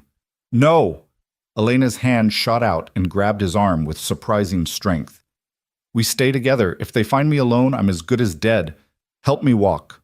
We'll figure it out." So Noah put his arm around Elena's waist and let her lean her weight against him, and together they shuffled out of the alley and onto the street. A few early morning joggers passed them, giving them curious looks but not stopping. To anyone watching, they probably looked like a man helping his drunk girlfriend home after a rough night. They made it half a block before Noah heard sirens. Police cars were pulling up to the hospital's main entrance, lights flashing. In minutes, they'd have officers searching the area, checking security footage, tracking their escape route. "My truck's 2 more blocks," Noah said. "Can you make it?" "Do I have a choice?" Elena's breathing was ragged, but she kept moving. "What kind of truck?" "Blue Ford F-150. Why?" "Just trying to picture our getaway vehicle. Somehow I doubt it's as exciting as the movies make it seem." Noah almost laughed. Here they were, fleeing from police and potentially assassins, and Elena was making jokes. Maybe that was how you survived in her line of work, humor as armor against the horror. They reached the employee parking lot without being stopped. Noah's truck sat exactly where he'd left it, looking worn and ordinary and absolutely beautiful. He got Elena into this passenger seat, strapping the seatbelt around her carefully, then ran around to the driver's side. The engine turned over with its familiar rumble. Noah backed out of the spot and headed for the exit, forcing himself to drive at a normal speed, to not attract attention. In the rearview mirror, he could see police officers spreading out from the hospital, searching the perimeter. "We made it," Elena said softly. "I didn't actually think we would." "Where do we go now?" Noah asked, turning onto the main road and blending into the sparse morning traffic. Elena was quiet for a moment, her head leaning against the window. When she spoke, her voice was tired but determined. "I have a safe house. An apartment in Belltown under a fake name. It's not much, but it has my backup files, clean clothes, and most importantly, no connection to my real identity. We can regroup there, figure out our next move." Noah nodded, making a mental note of the direction as Elena gave him street-by-street instructions. His mind was still reeling from everything he'd learned in the past hour. Sarah was alive. His wife, the woman he'd mourned for 3 years, was out there somewhere. And sitting next to him was a journalist who'd helped fake Sarah's death and was now the target of the same organization that had taken his wife away from him. "I need to call my daughter," Noah said as they stopped at a red light. "She's with a neighbor, but I can't just disappear without telling her something." "No calls yet, not until we know we're secure. These people have resources, connections. If they're monitoring you, and there's a good chance they are, a phone call could lead them right to us." Noah's hands tightened on the steering wheel. The thought of Lily waiting for him, wondering where he was, made his chest ache. But Elena was right. If there was even a chance that someone was watching him, listening to his calls, he couldn't risk it. "Later," he said. "Once we're at the safe house, I'll figure something out." They drove in silence for a few minutes, the city waking up around them. Coffee shops opening their doors, buses pulling away from stops. the daily rhythm of urban life continuing oblivious to the small drama unfolding in a battered blue truck. "Tell me about Lily," Elena said suddenly. "Sarah talked about her all the time, but it's been 3 years. She must have changed." Noah glanced over, surprised by the request. "She's 8 years old, almost 9, smart as hell, stubborn as hell, looks exactly like her mother." His voice softened. "She doesn't remember Sarah very well anymore. Mostly just impressions, feelings. Sometimes she asks me questions about her mom, and I have to decide which memories to share. Which ones will hurt less. It's the worst part of being a parent, knowing you're the only thing standing between your kid and the truth is so much worse than anything you could make up." "She'll get to meet her mother again," Elena said quietly. "If we find Sarah. If we can keep everyone alive long enough." "That's a lot of ifs." "Welcome to my world." Elena shifted in her seat, grimacing. "Take the next left. The building is 3 blocks down. Red brick, fire escape on the side. Park around back if you can." Noah followed her directions, pulling into a narrow alley behind a 4-story apartment building that had seen better days. The paint was peeling, the windows were barred, and graffiti covered the lower level like urban camouflage. It was exactly the kind of place where no one asked questions and everyone minded their own business. He helped Elena out of the truck and up a set of rusty fire escape stairs to a 3rd-floor window. She produced a key from the bag, unlocked the window, and they climbed inside. The apartment was small, a studio with a kitchenette, a bathroom, and barely enough room for a bed and desk. But it was clean and surprisingly well organized. Cardboard boxes lined one wall, labeled with dates and case numbers. A corkboard hung above the desk, covered in photographs, newspaper clippings, and handwritten notes connected by red string like something out of a conspiracy theorist's fever dream. Elena collapsed onto the bed with a sigh of relief. "Home sweet temporary home. There's coffee in the kitchen if you want to make some. I need to check my files, make sure everything's still accessible." Noah moved to the corkboard while Elena powered on a laptop that had been hidden under the bed. Up close, he could see the photographs more clearly. Crime scenes, accident sites, men and women in business suits and casual clothes, their faces circled in red marker. And in the center of it all, a photograph that made Noah's breath catch. It was Sarah. His Sarah. Taken from a distance with a telephoto lens showing her sitting at an outdoor cafe table, sunglasses hiding her eyes, her dark hair pulled back in a ponytail. She was smiling at something beyond the camera's frame, and she looked happy. She looked alive. "When was this taken?" Noah asked, his voice rough. Elena looked up from the laptop. 2 months ago, Port Angeles, like I thought. She was using the name Claire Morrison, working at a women's shelter. I've been watching her from a distance, making sure she was safe, making sure the organization hadn't found her." She hesitated. "I wasn't supposed to keep tabs on her. Sarah made me promise that once she disappeared, I'd let her stay disappeared. But I couldn't help myself. I needed to know she made it, that she was okay." Noah reached out and carefully unpinned the photograph from the corkboard. His hand was shaking. Sarah. Alive. Real. Not a ghost. Not a memory. But a living, breathing person existing somewhere in the world. 2 months ago, he whispered. 2 months ago, she was right there, 100 miles away, and I didn't know. She didn't want you to know. That was the whole point. Elena's voice was gentle but firm. The organization moves on once they think a case is closed. 3 years was supposed to be enough time for them to forget about Sarah Grant, to assume she was really dead and not worth thinking about anymore. If you'd tried to find her before now, if there'd been any indication you didn't believe the official story, they would have known, and they would have silenced her for real. But now, Noah looked at Elena. Now that you're exposing them, now that they know you have information about their operation, what does that mean for Sarah? It means we're running out of time, Elena said grimly. She turned the laptop so Noah could see the screen. It showed a document filled with names, dates, locations, and financial transactions. This is the evidence I've been gathering. Names of organization members, details of staged deaths, money trails leading back to the people at the top. Once I publish this, the entire operation collapses. But before I do that, we need to warn Sarah. Because when these people realize their empire is about to fall, they're going to try to eliminate anyone who can testify against them. How long do we have? My editor expects the story by Monday. That gives us 48 hours to get to Port Angeles, find Sarah, and convince her to go into hiding until the authorities can move in and make arrests. Elena closed the laptop. It's not a lot of time. And convince her to go into hiding until the authorities can move in and make arrests. Elena closed the laptop. It's not a lot of time. Then we need to leave soon. Today. Noah looked around the apartment. Do you have a car? Something that's not registered to you? There's a Honda in a parking garage 2 blocks from here. Registered to one of my aliases, paid for in cash. But I'm not going anywhere until I've had some rest and medical attention. These burns need proper care, and I can barely stand without help. We push too hard too fast, and I'll be useless. She was right, of course. Noah could see the exhaustion in her face, the way she was holding herself carefully to avoid aggravating her injuries. And he couldn't exactly leave her here alone while he went after Sarah himself. He needed Elena, needed her knowledge of the organization, her investigative skills, her connection to whatever life Sarah had built in Port Angeles. Okay, Noah said, we rest, but only for a few hours. Then we leave, whether you're ready or not. Deal. Elena lay back on the bed, closing her eyes. There's a medical kit under the sink. If you want to be useful, you can help me change these bandages and apply fresh antibiotic ointment.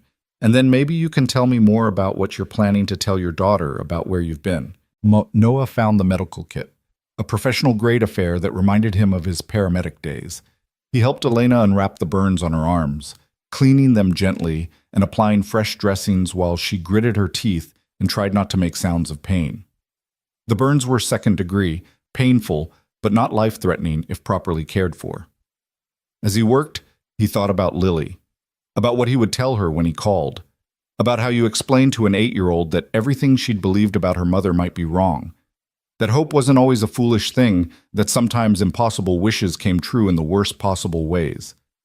He would tell her something. He would make her understand.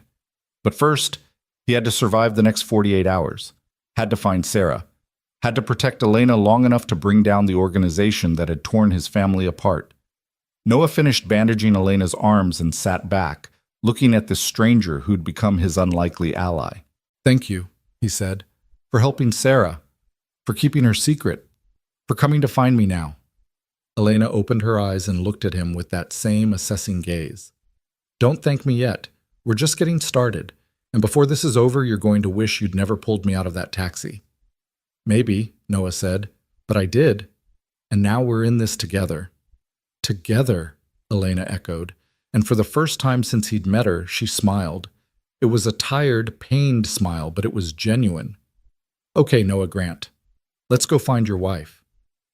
Outside the window, Seattle continued its morning routine, unaware that in a small apartment in Belltown, 2 people were planning to tear apart an organization that had operated in shadows for years.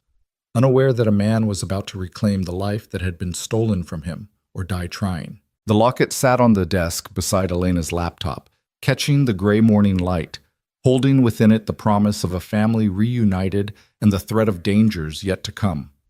And in Port Angeles, a woman named Claire Morrison, who used to be Sarah Grant, went about her day, not knowing that the husband she'd left behind was coming for her at last. Noah watched Elena sleep for a while, her breathing finally evening out into something that resembled peace. The morning light filtering through the dusty window cast shadows across her bruised face, and he found himself thinking about how quickly his life had tilted off its axis. 24 hours ago, he'd been a single dad working late shifts and counting pennies. Now he was harboring a fugitive journalist in a safe house while planning to track down a wife who was supposed to be dead. He moved to the window, careful to stand to the side where he couldn't be seen from the street below. The alley was empty except for a stray cat picking through an overturned trash can. Normal. Everything looked so goddamn normal, while his entire world was being rebuilt from the ground up. His phone buzzed in his pocket, and Noah pulled it out to see 3 missed calls from Mrs. Chen and 2 text messages. The first read, "Lily is getting worried. Where are you?" The second, sent 10 minutes later, "She wants to know if you're coming home for lunch." Noah's finger hovered over the reply button, but Elena's warning echoed in his mind. If they were being monitored, any communication could give away their location. But he couldn't just disappear without a word. Lily had already lost one parent. He wouldn't let her think she was losing another. He typed carefully. Something important came up.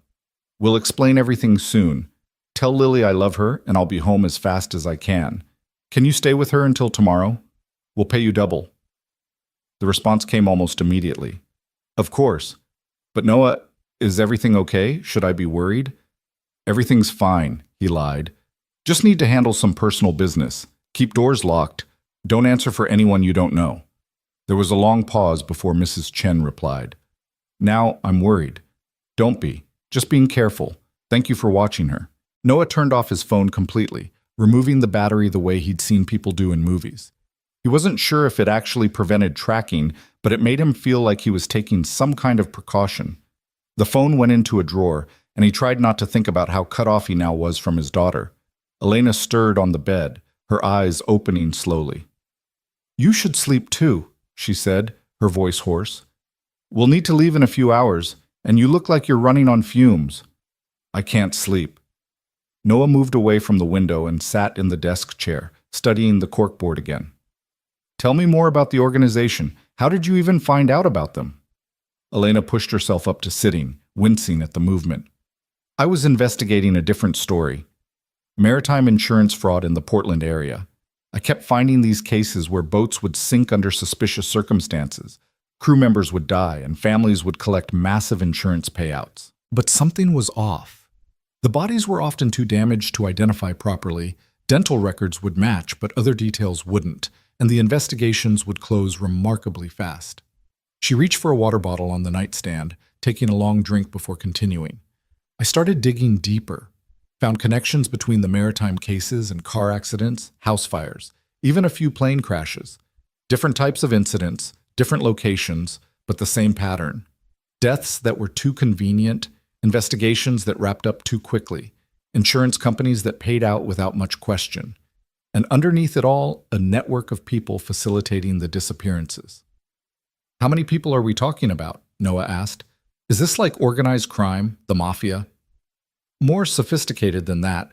The organization operates like a legitimate business. They have lawyers, accountants, medical professionals, law enforcement contacts, even people in the insurance industry itself. Think of it as a service provider for people who need to disappear and have the money to pay for it.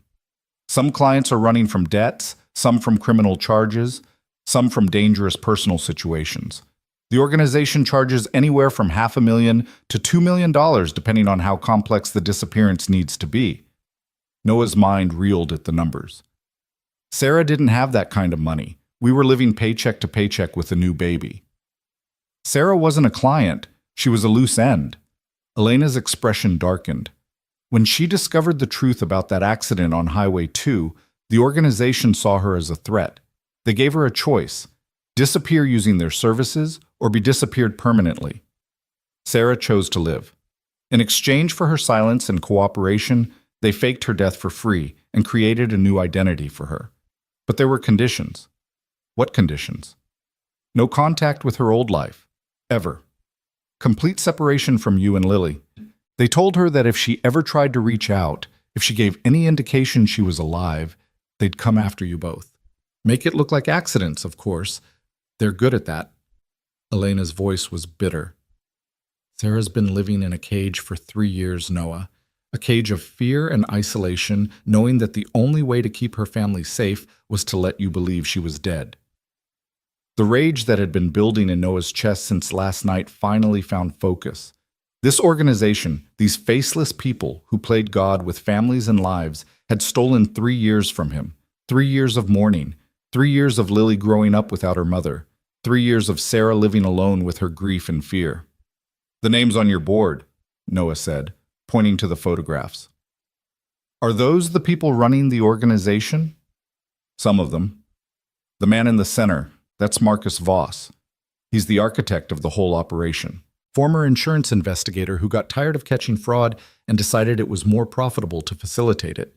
He's careful, insulated by layers of associates and shell companies, but he's the one calling the shots. Elena stood up slowly, moving to the corkboard.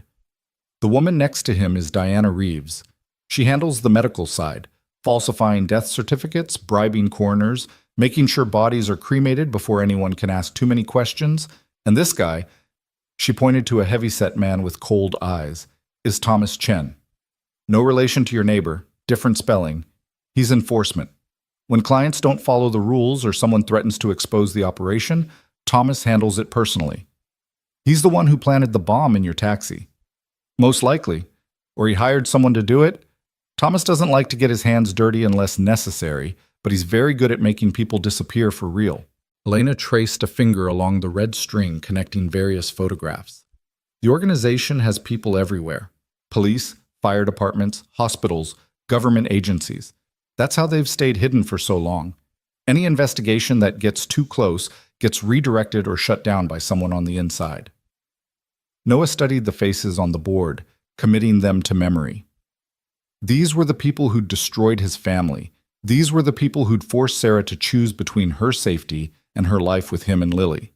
And if Elena's timeline was correct, these were the people who would soon realize their empire was crumbling and would do anything to protect themselves.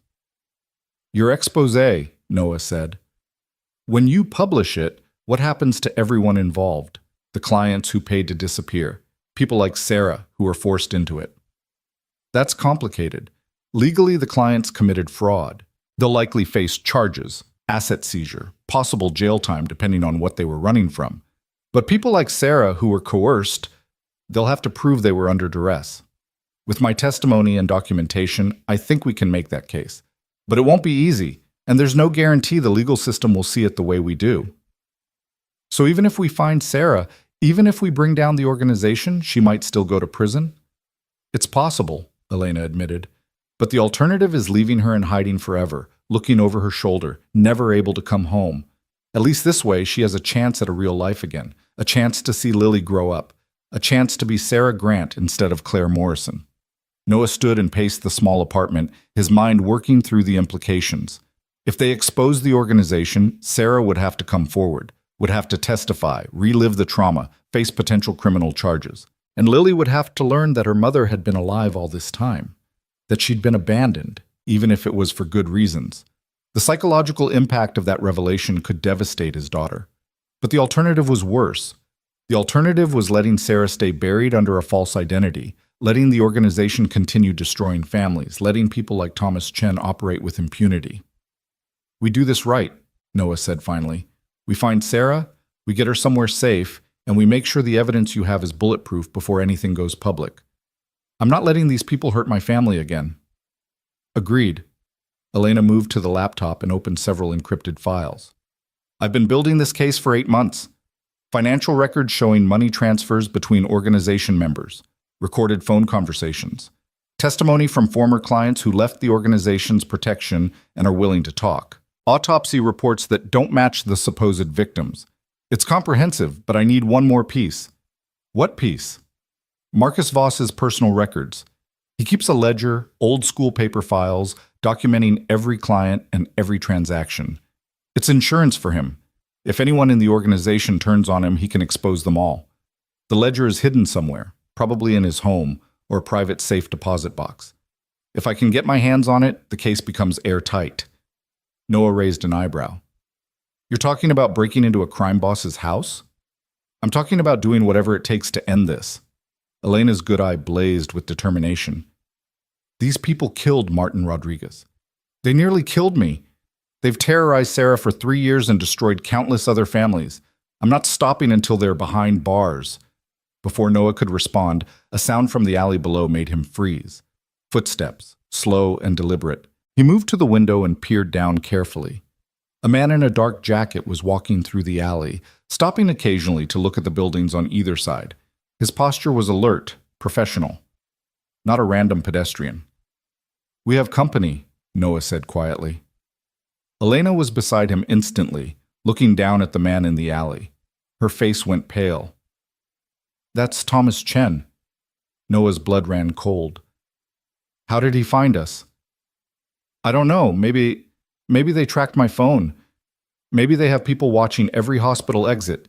Maybe... Elena grabbed Noah's arm. It doesn't matter. We need to leave now. There's only one exit. The fire escape goes down to that alley. Then we go up. Elena was already moving, gathering her laptop and stuffing it into a backpack. The roof connects to the next building. If we can get across, we can use their fire escape to reach the street on the other side. Noah helped her pack the essentials: the laptop, the backup drives, her phone, her wallet. Elena grabbed a gun from under the mattress, checking the magazine with practiced efficiency. Noah stared at the weapon. "You didn't mention you had a gun." "You didn't ask." Elena tucked it into the waistband of her jeans, covered by her jacket. "Can you handle a weapon if necessary?"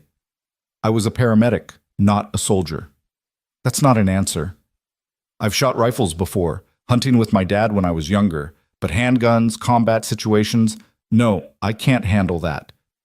"Then stay behind me and do exactly what I say." Elena moved to the window, opening it as quietly as possible. "And pray we don't have to find out if Thomas brought backup." They climbed onto the fire escape, Noah going first to help Elena navigate with her injuries. The metal was slick with morning moisture, and every step seemed to echo too loudly in the narrow space between buildings. Above them, the roof was 2 stories up. Below them, Thomas Chen was entering the building through the back door. Noah climbed as fast as he dared, his bandaged hands making every grip awkward and painful. Behind him, Elena struggled to keep pace, her burned arms and legs protesting every movement. They were halfway to the roof when they heard a crash from inside the apartment. Thomas had reached the 3rd floor and wasn't bothering with subtlety. "Faster!" Elena hissed. They reached the roof just as they heard the window being forced open below. Noah pulled Elena up the last few feet, and they ran across the flat rooftop toward the neighboring building. The gap between structures was maybe 4 feet, nothing that would have worried Noah under normal circumstances. But with Elena injured and both of them exhausted, 4 feet looked like a canyon. "I'll go first," Noah said. "Then catch you if you need help." He backed up, took a running start, and jumped. His feet hit the opposite roof with a jarring impact that sent pain shooting through his legs, but he stayed upright. He turned back to Elena, who was staring at the gap with visible fear. "I can't make that," she said. "Yes, you can. Just run and jump. I'll catch you." "My legs. The burns." "Elena, he's coming. You jump or you die. Choose." Behind Elena, Thomas Chen's head appeared over the edge of the roof. He saw them and started to pull himself up, his movements powerful and efficient. The man was built like a linebacker, all muscle and menace. Elena ran. Her face twisted in pain with every step, but she didn't slow down. She hit the edge of the roof and launched herself across the gap. For a heart-stopping moment, Noah thought she wasn't going to make it. Her trajectory was low, her body language all wrong. But then she was crashing into him, and they both went down in a tangle of limbs on the opposite roof. "Go! Go! Go!" Elena shouted. Noah pulled her to her feet, and they ran for the fire escape on this building. Behind them, Thomas Chen landed his own jump effortlessly and gave chase. The man was fast, terrifyingly fast, closing the distance between them with frightening speed. They reached the fire escape and practically threw themselves down the metal stairs. Noah's hand screamed in protest as he gripped the railings, but he didn't let himself slow down. Elena was flagging, her movements becoming sluggish, the combination of injuries and exertion taking their toll. "Almost there," Noah said, more to himself than to Elena. They hit the ground-level alley just as Thomas reached the fire escape above them. Noah heard the distinctive sound of a gun being drawn. An instinct made him pull Elena behind a dumpster just as the first shot rang out. The bullet sparked off the pavement where they'd been standing a second before. Noah's heart hammered against his ribs. This was real. This was actually happening. Someone was shooting at them in broad daylight in downtown Seattle. "The Honda!" Elena gasped. "Parking garage 2 blocks east. Blue Honda Civic. License plate 7 Charlie Kilo 315. "Can you run? Can you carry me if I can't?" "If I have to." They broke from cover and ran. Another shot rang out, and Noah heard it slam into a brick wall to their left.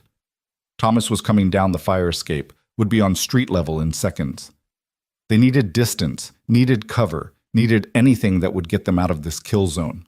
Noah spotted a group of morning commuters ahead, people walking to bus stops and coffee shops, oblivious to the violence unfolding behind them. He pulled Elena into the crowd, using bodies as shields, knowing that Thomas wouldn't risk shooting with so many witnesses around. They moved through the press of people. Elena leaning heavily on Noah, both of them trying to look like nothing was wrong, just two people in a hurry. Noah risked a glance back and saw Thomas standing at the mouth of the alley, scanning the crowd, his face a mask of cold calculation. Their eyes met for just a second, and Noah saw something in the man's expression that chilled him to the bone. Not anger, not frustration, just patient, inevitable certainty. The look of a predator who knew his prey was wounded and wouldn't get far. Then someone walked between them, breaking the eye contact, and Noah turned away and kept moving. The parking garage was an old structure, built decades ago, with narrow spaces and poor lighting. Elena directed him to the third level, where a blue Honda Civic sat in a corner spot. She pulled keys from her pocket and handed them to Noah. "You drive. I need to check if we were followed." Noah unlocked the car and helped Elena into the passenger seat before sliding behind the wheel. The Honda started immediately, and he backed out of the spot, his hands clumsy on the steering wheel. His paramedic training had never included evasive driving or combat situations. He felt wildly out of his depth. They spiraled down the levels of the garage, Noah checking the rearview mirror constantly for any sign of pursuit. Elena had her gun out, held low but ready, her eyes scanning every vehicle they passed. They reached the exit, and Noah pulled out into traffic, heading north without any real plan except to put distance between them and Thomas Chen. "He saw us," Noah said. "He knows what we look like, knows we're together. What's to stop him from tracking us to Port Angeles?" "Nothing," Elena said grimly, "which is why we're not going straight there. We need to make a stop first." "A stop? We're being hunted by a professional killer, and you want to make a stop?" "Marcus Voss's house is 20 minutes north of here. Bellevue, gated community, private security. Thomas will expect us to run. He won't expect us to go on offense." Noah nearly drove off the road. "You want to break into a crime boss's house while his enforcer is actively trying to kill us? That's insane." "It's necessary. The ledger, Noah. If I'm going to publish this story and make charges stick, I need that ledger. And this might be our only chance to get it. Once Thomas reports back that we escaped, Marcus will increase security, maybe move the ledger somewhere we can't reach it." Elena checked the magazine in her gun again, a nervous habit. "I know it's dangerous, but we're already in danger. Might as well make it count for something." Noah wanted to argue, wanted to turn the car toward Port Angeles and get to Sarah and forget about ledgers and evidence and exposing organizations. But Elena was right. If they didn't stop this at the source, if they didn't bring down the people at the top, Sarah would never truly be safe. None of them would. "Where in Bellevue?" he asked. Elena pulled out her phone and brought up a map, zooming in on a neighborhood of large houses behind walls and gates. "Here. Windermere Estates. Marcus lives in the house at the end of Lakeview Drive. I've been watching the property for weeks, documenting his patterns. He leaves for his office every morning at 8:30. His wife goes to yoga at 9. Staff has Saturdays off. Between 9 and noon, the house is empty." Noah checked the dashboard clock. 8:45. If Elena's intel was good, they had maybe 15 minutes to get in position. "Security?" "Cameras at the gate and main entrance, motion sensors on the ground floor, but there's a blind spot on the west side where a storm drain runs under the property line. We can access it from the neighbor's yard, follow the drainage tunnel, and come up through a basement window. I've done the recon. It's doable." "You've done the recon but never actually broken in?" "I was waiting for the right moment. This is it." Elena looked at him with an intensity that was hard to ignore. "I know you didn't sign up for this. I know you're just trying to find your wife. But this is how we protect her. This is how we make sure the organization can't hurt her again." Noah gripped the steering wheel hard enough that his knuckles turned white beneath the bandages. Every instinct he had was screaming that this was a terrible idea. But every memory of Lily asking why Mommy wasn't coming home, every night he'd spent alone in a bed that felt too big, every time he'd seen Sarah's empty chair at the dinner table, all of it fueled a rage that demanded action. "Tell me the plan," he said. "Every detail. Because if we're doing this, we're doing it smart. And we're doing it fast, and we're not dying in some rich asshole's house while my daughter waits for me at home." Elena smiled, and despite the bruises and burns and exhaustion, there was something fierce and alive in her expression. "That's the spirit. Now take the next exit and head for Bellevue. We've got work to do." The drive to Windermere Estates took 20 minutes through increasingly affluent neighborhoods. They ditched the Honda 3 blocks away in a grocery store parking lot and approached on foot, trying to look like joggers out for morning exercise. Elena had changed into less conspicuous clothes from a bag in the trunk, dark athletic wear that covered her bandages and made her look like any other Bellevue housewife working on her fitness. The neighborhood where Marcus Voss lived was the kind of place where lawns were measured with rulers and hedges were trimmed into geometric perfection. Every house was a monument to wealth and isolation, set back from the street behind walls and gates and the unspoken promise that people like Noah and Elena didn't belong here. They approached the property adjacent to Marcus's house, where the blind spot Elena had mentioned supposedly existed. A tall wooden fence separated the properties, but Noah could see the storm drain she'd described. A concrete tunnel maybe 3 feet in diameter that ran under the fence line. "You're sure about this?" Noah asked. "No, but I'm doing it anyway." Elena knelt by the storm drain entrance and peered inside. "Looks clear. I'll go first. If something goes wrong, if you hear alarms or gunshots, run.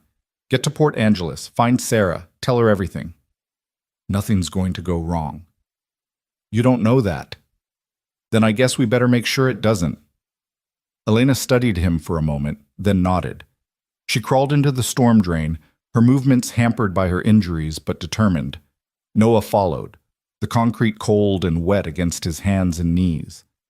The tunnel was longer than he'd expected, maybe 40 feet, and claustrophobically narrow. His shoulders scraped against the sides, and he had to fight the urge to panic. They emerged into a recessed window, well on the far side, just as Elena had described. The basement window was old, the latch corroded from years of moisture exposure. Elena worked it with the small pry bar she'd brought, and after a few tense moments, the window swung open.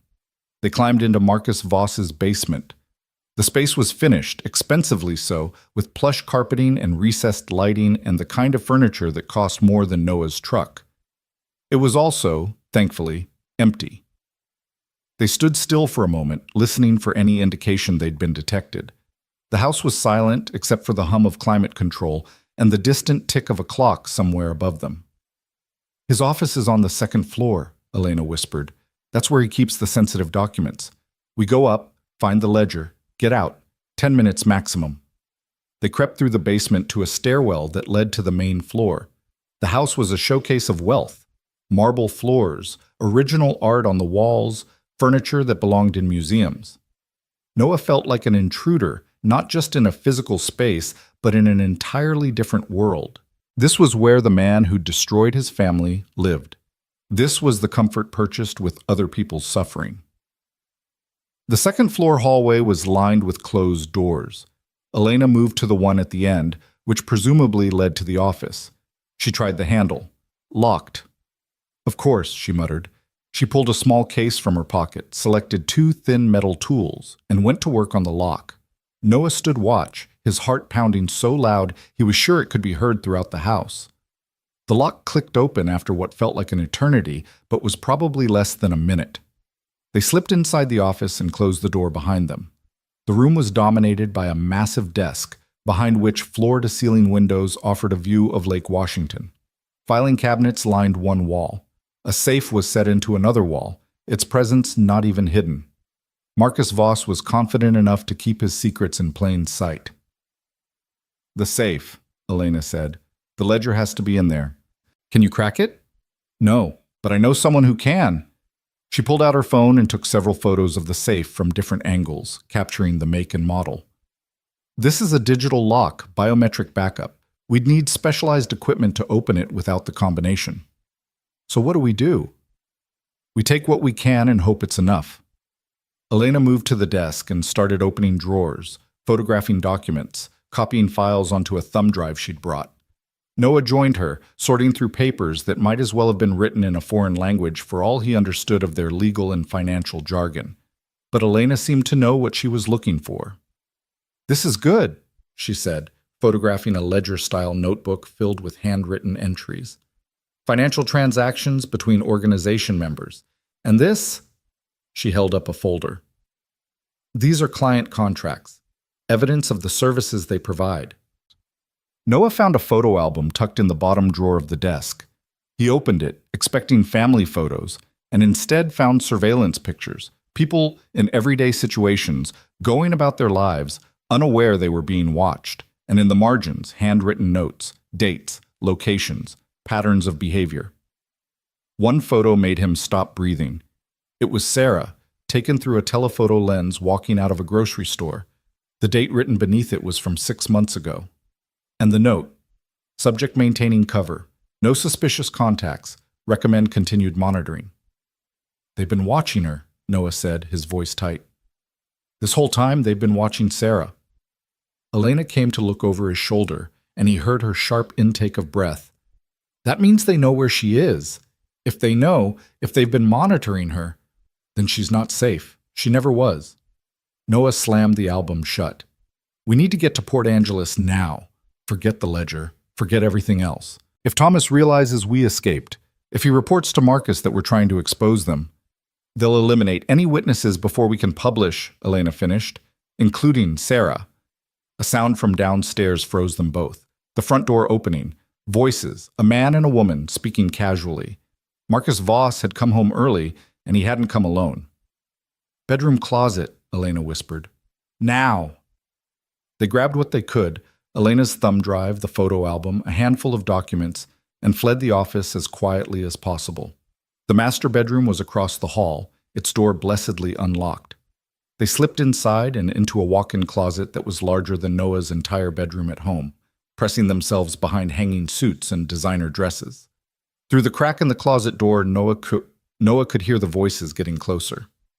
Marcus Voss, and based on the heels clicking on the marble floor, the woman Elena had identified as Diana Reeves. They were talking about the attempt on Elena's life. Thomas says she escaped, Diana was saying. Somehow she got out of the hospital with help. He tracked them to a safe house in Belltown, but they ran. He's looking for them now. How did Thomas let them escape? Marcus's voice was cold, controlled. He's supposed to be the best. There was a man with her, former paramedic named Noah Grant. He pulled Elena from the taxi, apparently. Thomas says Grant is resourceful, protective. Could be a problem. Noah heard footsteps ascending the stairs. They were coming to the second floor. He pressed himself further back into the closet, Elena barely breathing beside him. Noah Grant? Marcus repeated. Why does that name sound familiar? He was married to Sarah Grant, the woman from the Highway 2 incident 3 years ago, the one we convinced to disappear. A long pause. Then Marcus laughed, a sound devoid of humor. So the husband is trying to play hero. How touching. Does he know his wife is alive? Thomas assumes Elena told him. They went to her safe house together. Grant must know something. Then we have a larger problem than I thought. If Elena has convinced Grant to help her, if they're working together to expose us, we need to accelerate our timeline. Marcus's voice was closer now, just outside the bedroom. Contact all active clients. Tell them to go dark for the next 72 hours. Move any sensitive documents to secondary locations. And tell Thomas to stop playing cat and mouse. I want Elena Marlowe and Noah Grant dead by tonight. Make it look like a murder-suicide. Grieving husband finds out his wife's alive, can't handle it, kills the messenger and himself. Clean and tragic. What about Sarah Grant? If they're heading for Port Angeles and Thomas intercepts them before they get there, Sarah stays in place.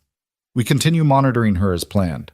But if by some miracle they reach her first, we eliminate all 3 of them together. A house fire, maybe. Or a car accident, something that ties up all the loose ends at once. Noah felt Elena's hand grip his arm, her fingers digging in hard enough to hurt. This was it. Confirmation that Sarah was in immediate danger, that their window for reaching her safely was closing fast, that the organization was preparing to burn everything down to protect themselves. Marcus and Diana entered the bedroom. Noah could see them now through the crack in the closet door. Marcus Voss was a distinguished-looking man in his 50s, silver hair and expensive suit, the kind of person who commanded respect in legitimate business circles. Diana Reeves was younger, maybe 40, beautiful in a cold, calculating way. Marcus went to a dresser and pulled out a handgun, checking it with practiced efficiency. I'm going to Port Angeles myself, he said. Diana, you handle things here. Make sure Thomas has everything he needs to find Grant and Marlowe. I'll make sure Sarah Grant doesn't become a problem. You're going personally? Is that wise? This operation has survived for 15 years because I handle critical situations myself. Sarah Grant is a critical situation. If she talks, if she testifies, the entire structure collapses. I'm not leaving that to anyone else. Marcus tucked the gun into a shoulder holster beneath his suit jacket. Besides, I want to look her in the eye when I do it. She's caused me 3 years of anxiety. I think I've earned that satisfaction. They left the bedroom, still talking, their voices fading as they descended the stairs. Noah and Elena waited in the closet for another 5 minutes, listening to the sounds of the house. The front door opened and closed. A car engine started in the driveway. Then silence. "We need to move," Elena said. "If Marcus is going to Port Angeles, he's got maybe a 3-hour head start on us by the time we get out of here and on the road." Noah's mind was racing, calculating distances and drive times. "Can we call Sarah, warn her?" "Not from our phones. They're probably being monitored, but there's a burner phone in my go bag, the one I left at the safe house." Elena's face twisted in frustration. "We're going to have to risk going back." "That's exactly what Thomas will expect. He'll have the place staked out." "Then we don't go in. We call the apartment from a payphone, access the voicemail remotely, get the burner phone number I have stored there. It's a long shot, but it's all we've got." They emerged from the closet cautiously, checking to make sure the house was truly empty. Moving quickly now, they retraced their steps through the bedroom, down the hall, past the office they'd burglarized. On the main floor, Noah spotted Marcus's keys sitting on a table near the front door. Next to them was a file folder labeled Port Angeles Operations. Noah grabbed both the keys and the folder. Elena stared at him. "What are you doing?" "Buying us time." Noah pointed out the window to where a black Mercedes sat in the circular driveway. "That's probably Marcus's car. We take it. He has to find another way to Port Angeles. Every minute we delay him is another minute Sarah stays alive." "That's grand theft auto." "Add it to the list of crimes we're committing today." Noah headed for the front door. "Come on, we can worry about the legal consequences after we save my wife's life." They climbed into the Mercedes, and Noah started it with Marcus's keys. The car was everything his truck wasn't: smooth, powerful, equipped with more technology than seemed necessary for basic transportation. He backed out of the driveway and headed for the gate, which opened automatically as they approached. As they drove away from Windermere Estates, Noah opened the Port Angeles folder one-handed. Inside were surveillance photos of Sarah, detailed logs of her daily routine, maps of her neighborhood with strategic observation points marked, and a typed report summarizing 3 years of monitoring. His wife had been living in a cage, just as Elena had said, watched constantly. Her every movement documented. Her freedom an illusion maintained by people who could take it away whenever they chose. "We're getting her out," Noah said, more to himself than Elena. "Whatever it takes, we're getting her out and ending this." Elena was on her phone, trying to reach her burner's voicemail. Come on," she muttered. Then, "Got it. Sarah's number is here. She's been using it for the past year at least. I'm calling now." She dialed and put the phone on speaker. It rang once, twice, 3 times. Then voicemail. "You've reached Claire. Leave a message." Sarah's voice. Noah's heart clenched at the sound of it. 3 years, and he'd almost forgotten exactly how she sounded. The slight rasp, the way she pronounced her vowels, the warmth that came through even in an impersonal voicemail greeting. "Sarah, it's Elena," Elena said after the beep. "Listen to me very carefully. They're coming for you. Marcus Voss is on his way to Port Angeles right now, and he's planning to kill you. You need to leave immediately. Don't pack, don't wait, just get out. Go somewhere public, somewhere with cameras and witnesses. I'm coming with someone who can help. Stay alive until we get there. Please, Sarah, run." She hung up and met Noah's eyes. "That's all we can do for now. Drive fast." Noah pressed the accelerator, and the Mercedes surged forward, carrying them north toward Port Angeles and Sarah, and a confrontation that had been building for 3 years. Behind them, Seattle disappeared in the rearview mirror. Ahead of them, mountains and water and the unknown. And somewhere at the end of this desperate race, a woman who'd been dead to the world was waiting to be brought back to life or buried forever. The road stretched out before them, and Noah drove like fury itself was chasing them. Because it was. The Mercedes ate up the miles with predatory efficiency, its engine purring as Noah pushed it well past the speed limit on Highway 101. The landscape transformed around them as they left the urban sprawl behind, dense forests closing in on both sides of the road, the occasional glimpse of water through the trees, mountains rising in the distance like ancient sentinels. Noah's hands gripped the steering wheel so tightly his bandages had started to seep blood through the gauze, but he didn't care. Every second counted. Every mile brought them closer to Sarah and further from any illusion of safety. Elena had her laptop balanced on her knees, connected to the car's Wi-Fi hotspot, typing frantically. "I'm uploading everything we found to 3 separate cloud servers," she said without looking up. "If something happens to us, if we don't make it, at least the evidence survives. My editor has instructions to publish if I don't check in by tomorrow morning."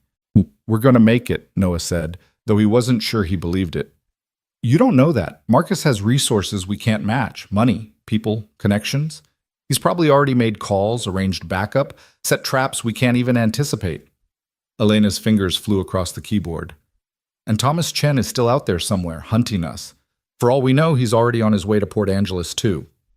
Noah's phone, the one he'd powered off and dismantled hours ago, sat in the cup holder between them like a ticking time bomb. He'd been thinking about Lily constantly, the promise he'd made to take her to the bookstore and out for pizza. She was probably worried by now. Mrs. Chen was probably fielding questions she had no good answers for, and he couldn't call, couldn't even send a text, because the moment he powered that phone on, he'd be broadcasting their location to anyone who might be looking. "After this is over," Noah said, "assuming we survive, what happens to Sarah legally? You said she might face charges for insurance fraud." Elena saved her work and closed the laptop. "It's complicated.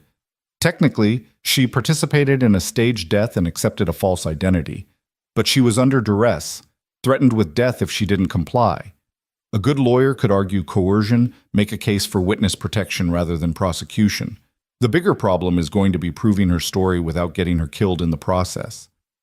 So even if we find her, even if we get her away from Marcus, she might still end up in prison. It's possible. But the alternative is leaving her in hiding forever, which is just a different kind of prison." Elena turned to look at him, her bruised face serious. "Noah, you need to understand something. Even in the best-case scenario, even if everything goes perfectly and the organization gets taken down and Sarah's coercion is recognized, life isn't going to just go back to normal. She's been gone for 3 years. She's a different person now. You're a different person. Lily doesn't really remember her. The family you had is gone. What you might get back is something new, something that has to be built from scratch." "I know that," Noah said, though hearing it stated so baldly still hurt. "But she's alive. That's what matters. Everything else we can figure out." They drove in silence for a while, the road winding through increasingly dense forest. The GPS showed another 90 minutes to Port Angeles, and Noah's foot pressed harder on the accelerator. The speedometer climbed past 80, past 90. Trees blurred past the windows. His heart hammered in sync with the engine's roar. "Tell me about the women's shelter," Noah said suddenly. "Where Sarah works. You said you'd been watching her." Elena nodded. "Hope House. It's a shelter for women escaping domestic violence, funded by a mix of grants and private donations. Sarah, Claire, as she's known there, works as an intake coordinator. She helps new arrivals navigate the system, connects them with resources, provides emotional support. By all accounts, she's exceptional at it.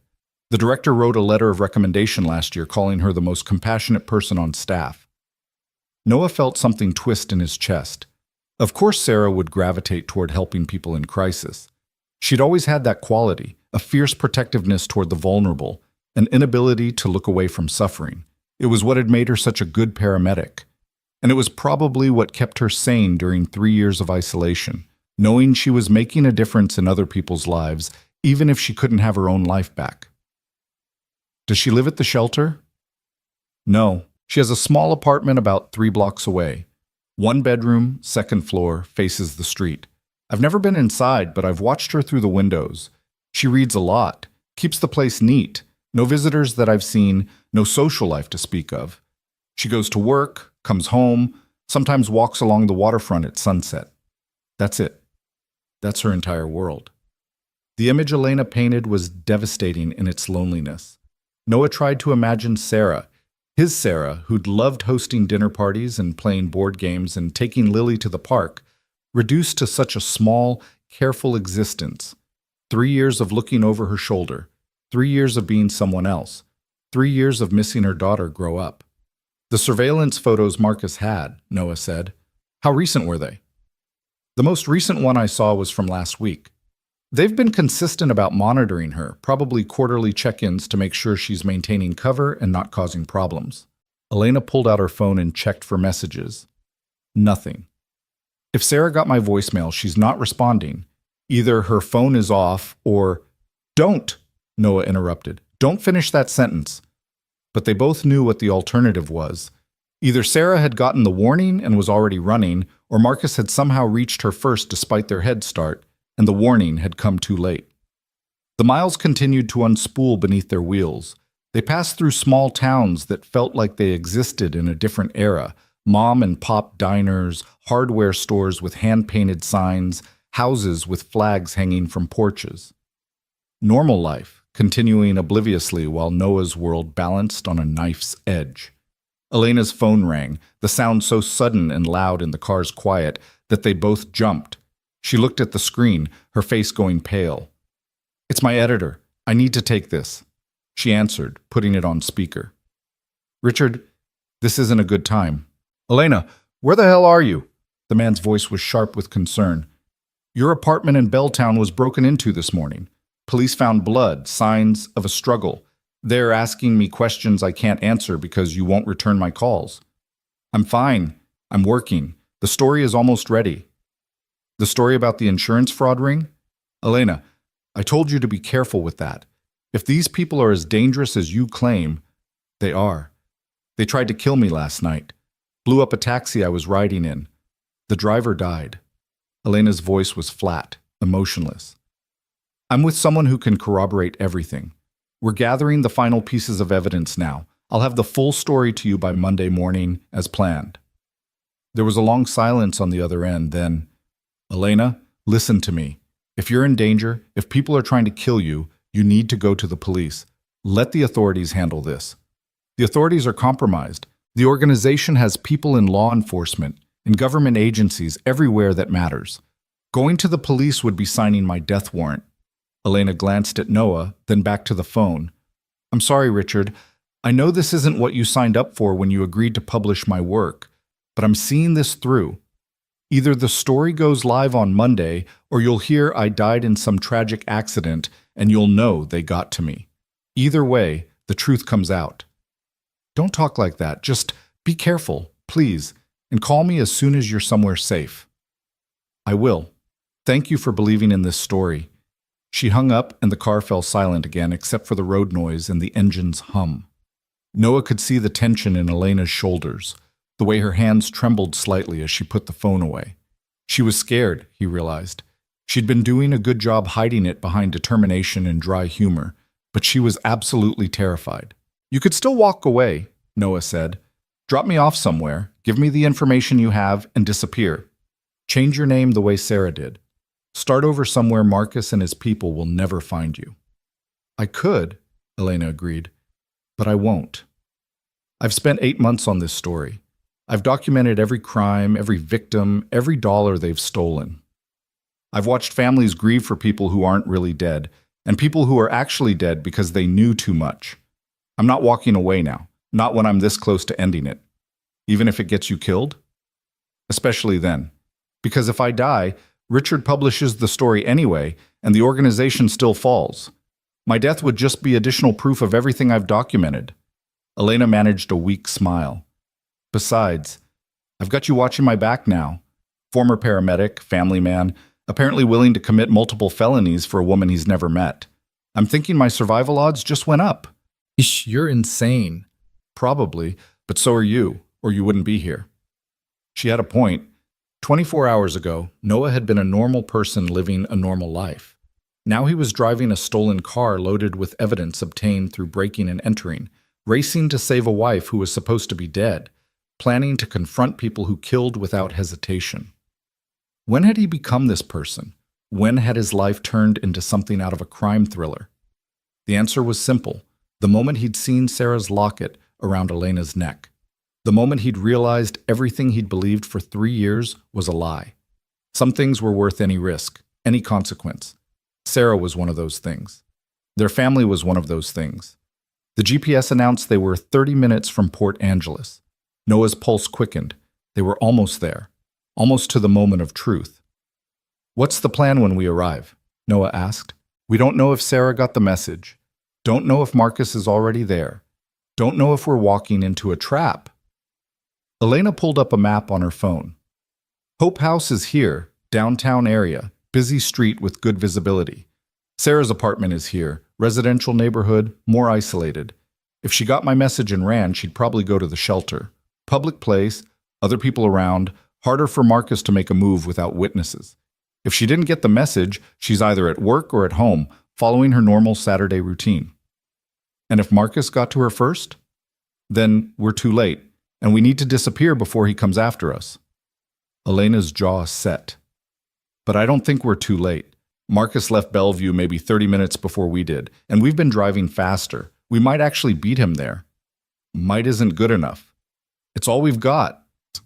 They crested a hill, and suddenly the town of Port Angeles spread out before them. A small city nestled between mountains and water, the Strait of Juan de Fuca glittering in the afternoon sun. Ferries moved across the water toward Victoria. Seabirds wheeled overhead. It looked peaceful, picturesque, completely at odds with the violence Noah knew was converging on this place. He took the exit into town, following Elena's directions through residential streets lined with modest houses and old trees. The GPS showed them approaching Sarah's apartment first, and Noah slowed the Mercedes to a crawl as they passed the address. It was a converted house, split into 4 units, exactly as Elena had described. Second floor, front-facing window. Noah's eyes went to that window, searching for any sign of movement, any indication Sarah was home. The curtains were drawn, no lights visible, nothing to suggest occupancy. "Keep driving," Elena said. "Don't stop. If anyone's watching, we can't tip them off." Noah circled the block, his heart pounding. Part of him wanted to run up those stairs, pound on the door, call Sarah's name until she answered. But the rational part of his brain knew Elena was right. They had to be smart about this. "The shelter," he said. "Let's try there first." Hope House occupied a nondescript building that could have been anything: an office, a clinic, a community center. Only a small sign by the door indicated its purpose. Noah parked the Mercedes across the street where they had a clear view of the entrance and killed the engine. "Now we wait," Elena said. "If Sarah's inside, she'll come out eventually. If she's not, we'll have to risk going in and asking for her." They sat in silence, watching the building. A few women came and went, some with children, all of them moving with the particular wariness of people who'd learned to always check their surroundings. Noah's medical training kicked in automatically, assessing what he could see from a distance. Bruises poorly covered with makeup, nervous body language, the way they kept their heads down. These were people who'd been hurt and were learning to survive. Sarah had chosen to work with these women, had dedicated her new life to helping them. Noah tried to reconcile that with the woman he'd known, the paramedic who'd faced down drunk drivers and gang violence without flinching, who'd sung off-key lullabies to Lily, who'd beaten him at poker with a terrible bluff face and pure stubbornness. "There," Elena said suddenly, pointing. A woman had emerged from Hope House, turning to lock the door behind her. Dark hair pulled back in a ponytail. Slim build, wearing jeans and a sweater against the afternoon chill. She moved with purpose, checking her phone as she walked, heading down the street away from where Noah and Elena sat. It was Sarah. Noah knew it with absolute certainty even before he could see her face clearly. The way she walked, the set of her shoulders, the gesture she made brushing hair behind her ear, all of it achingly familiar despite 3 years of separation. "That's her," he breathed. "That's my wife." Elena was already moving, opening her door. "Come on, we need to reach her before—" A black sedan pulled around the corner ahead of Sarah, moving slowly, deliberately. Noah's instincts screamed danger even before he saw the driver. Marcus Voss sat behind the wheel, his window down, his attention locked on the woman walking alone down the sidewalk. He'd found her. Somehow, despite their head start, despite everything, Marcus had beaten them here and found Sarah first. "No," Noah said, and then he was running. He burst from the Mercedes without conscious thought, his legs pumping, his bandaged hands swinging at his sides. Elena shouted something behind him, but he didn't stop, didn't slow down. 50 yards separated him from Sarah. 40.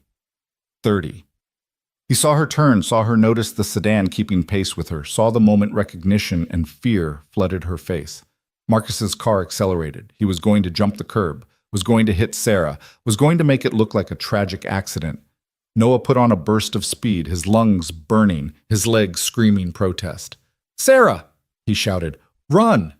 She looked toward his voice, and her face, her beautiful, impossible face, registered shock and confusion. She froze for a critical second, and then Marcus's sedan jumped the curb, and she was diving sideways, rolling across someone's lawn as the car missed her by inches. Noah reached her as she scrambled to her feet.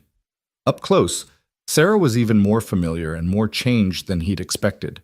The same dark eyes, the same mouth, the same scar above her eyebrow. But there were new lines around her eyes, a hardness in her expression that hadn't been there before. This was a woman who had spent 3 years looking over her shoulder. "Noah?" she whispered, and the sound of his name in her voice nearly broke him. How are you?" "No time," Noah said, grabbing her hand. "We have to go, now." Marcus had stopped the sedan and was reversing, preparing for another pass. Elena had pulled the Mercedes alongside them, the passenger door open. Noah practically threw Sarah into the back seat and dove in after her while Elena hit the gas. The Mercedes lurched forward, tires squealing. Behind them, Marcus gave chase, his sedan powerful and driven by cold determination. They raced through Port Angeles' quiet streets, blowing through stop signs, weaving around other cars, the kind of high-speed chase that belonged in movies, not in a small coastal town on a Saturday afternoon. "What's happening?" Sarah demanded, her voice high with panic. "Noah, you're supposed to be—" "Elena, you said you'd never come back. Why is Marcus—" "They're trying to kill you," Elena said, taking a corner fast enough to make the Mercedes' tires protest. "Marcus found out we were coming for you. He's here to tie up loose ends before my story goes public." "Story? What story?" Noah turned to look at his wife, his living, breathing wife, and felt 3 years of grief and anger and love crash over him like a wave. "Elena's exposing the organization, everything they've done, everyone they've hurt. It's over, Sarah. The hiding, the fake identity, all of it. It's finally over." Tears streamed down Sarah's face. "It's never over. You don't understand. They'll kill us all. They'll kill Lily. Oh God, Lily. Noah, where's our daughter? Is she safe?" "She's with Mrs. Chen. She's fine. She doesn't know anything about this." Noah reached out and took Sarah's hand, feeling the warm reality of her skin against his.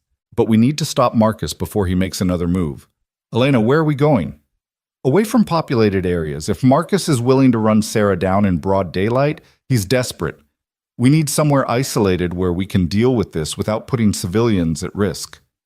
Elena checked the rearview mirror. Marcus's sedan was still behind them, keeping pace. "There's a state park north of here, Hurricane Ridge. Lots of winding mountain roads, few visitors this time of year. We could lose him there or force a confrontation on our terms. Or he could run us off a cliff," Noah pointed out. "Do you have a better idea?" He didn't. Noah looked at Sarah, who was staring at him like he was a ghost, her hand clutching his with desperate strength. 3 years. 3 years of believing she was dead, and now she was here, real and alive and terrified, and he had no idea how to protect her. "Hurricane Ridge," he said. "Do it." Elena took a sharp right onto a road that led out of town and into the mountains. The landscape changed quickly, houses giving way to forest, pavement becoming narrower and more winding. The Mercedes climbed, its engine working hard, trees pressing in on both sides. Behind them, Marcus followed relentlessly. He wasn't trying to catch them yet, Noah realized, just keeping them in sight, driving them further from help, from witnesses, from any possibility of escape. This was a predator playing with its prey, confident in the eventual outcome. "There has to be another way off this mountain," Noah said. "Another road, a trail, something." "Hurricane Ridge is a dead end," Elena said grimly. "There's the visitor center at the top, but this time of year it's probably closed. After that, it's just hiking trails and wilderness. No other roads out. So we're trapped. We're cornered. There's a difference." The road continued to climb, switchback after switchback, the drop-off getting steeper and more terrifying with each turn. Sarah had gone quiet, her hand still locked with Noah's, her breathing shallow and rapid. He could feel her pulse racing where their wrists touched. "I dreamed about this," Sarah said suddenly, her voice barely audible. "Not this exactly, but seeing you again. I'd wake up crying because even in my dreams I couldn't tell you the truth, couldn't touch you, couldn't come home." She turned to look at him, and her eyes were full of 3 years of accumulated pain. "I'm so sorry, Noah, for everything. For leaving you to raise Lily alone, for letting you think I was dead, for—" "Later," Noah interrupted, squeezing her hand. "We'll have time for apologies and explanations later. Right now, we just need to survive." The visitor center appeared ahead, a wooden structure perched on the mountainside, its parking lot empty as Elena had predicted. Beyond it, hiking trails disappeared into dense forest, and further still, snow-capped peaks rose against a darkening sky. Elena pulled into the parking lot and stopped the Mercedes at the far end near the trailhead. Marcus's sedan pulled in behind them, blocking the only exit. They were well and truly trapped now. Marcus stepped out of his car, and Noah saw he was holding a gun. Not concealed, not hidden, just openly displayed because there was no one here to see it, no one to intervene. The man looked calm, almost bored, like this was just another day of business. "Elena Marlowe," Marcus called out, his voice carrying across the empty parking lot. "I'll admit, I underestimated you. Getting this far, convincing Noah Grant to help you, stealing my car, very resourceful. But you must know this ends here. Come out, and I'll make it quick. Make me chase you into those woods, and I'll make sure you suffer first." "He's bluffing," Elena said, though her white-knuckled grip on the steering wheel suggested she didn't believe it. "He won't risk gunshots. Sound carries in the mountains. Even with no one here, someone could hear." "I don't think he cares anymore," Sarah said. "When Marcus decides someone needs to die, they die. He doesn't make empty threats." Noah looked between the two women, Elena, who'd risked everything to expose a criminal empire, and Sarah, who'd survived 3 years in hiding, and made a decision. "You two stay in the car. Lock the doors. I'm going to talk to him." "Noah, no!" Sarah started, but he was already opening his door. He stepped out into the cold mountain air, his hands raised to show he was unarmed. Marcus watched him approach, the gun held loosely but ready. "Noah Grant," Marcus said when they were 10 feet apart. "The grieving husband. I suppose Elena told you the truth about your wife." "She told me everything. About the organization, about what you forced Sarah to do, about all the families you've destroyed for profit." Noah kept his voice steady despite the fear coursing through him. "It's over, Marcus. Elena has all the evidence she needs.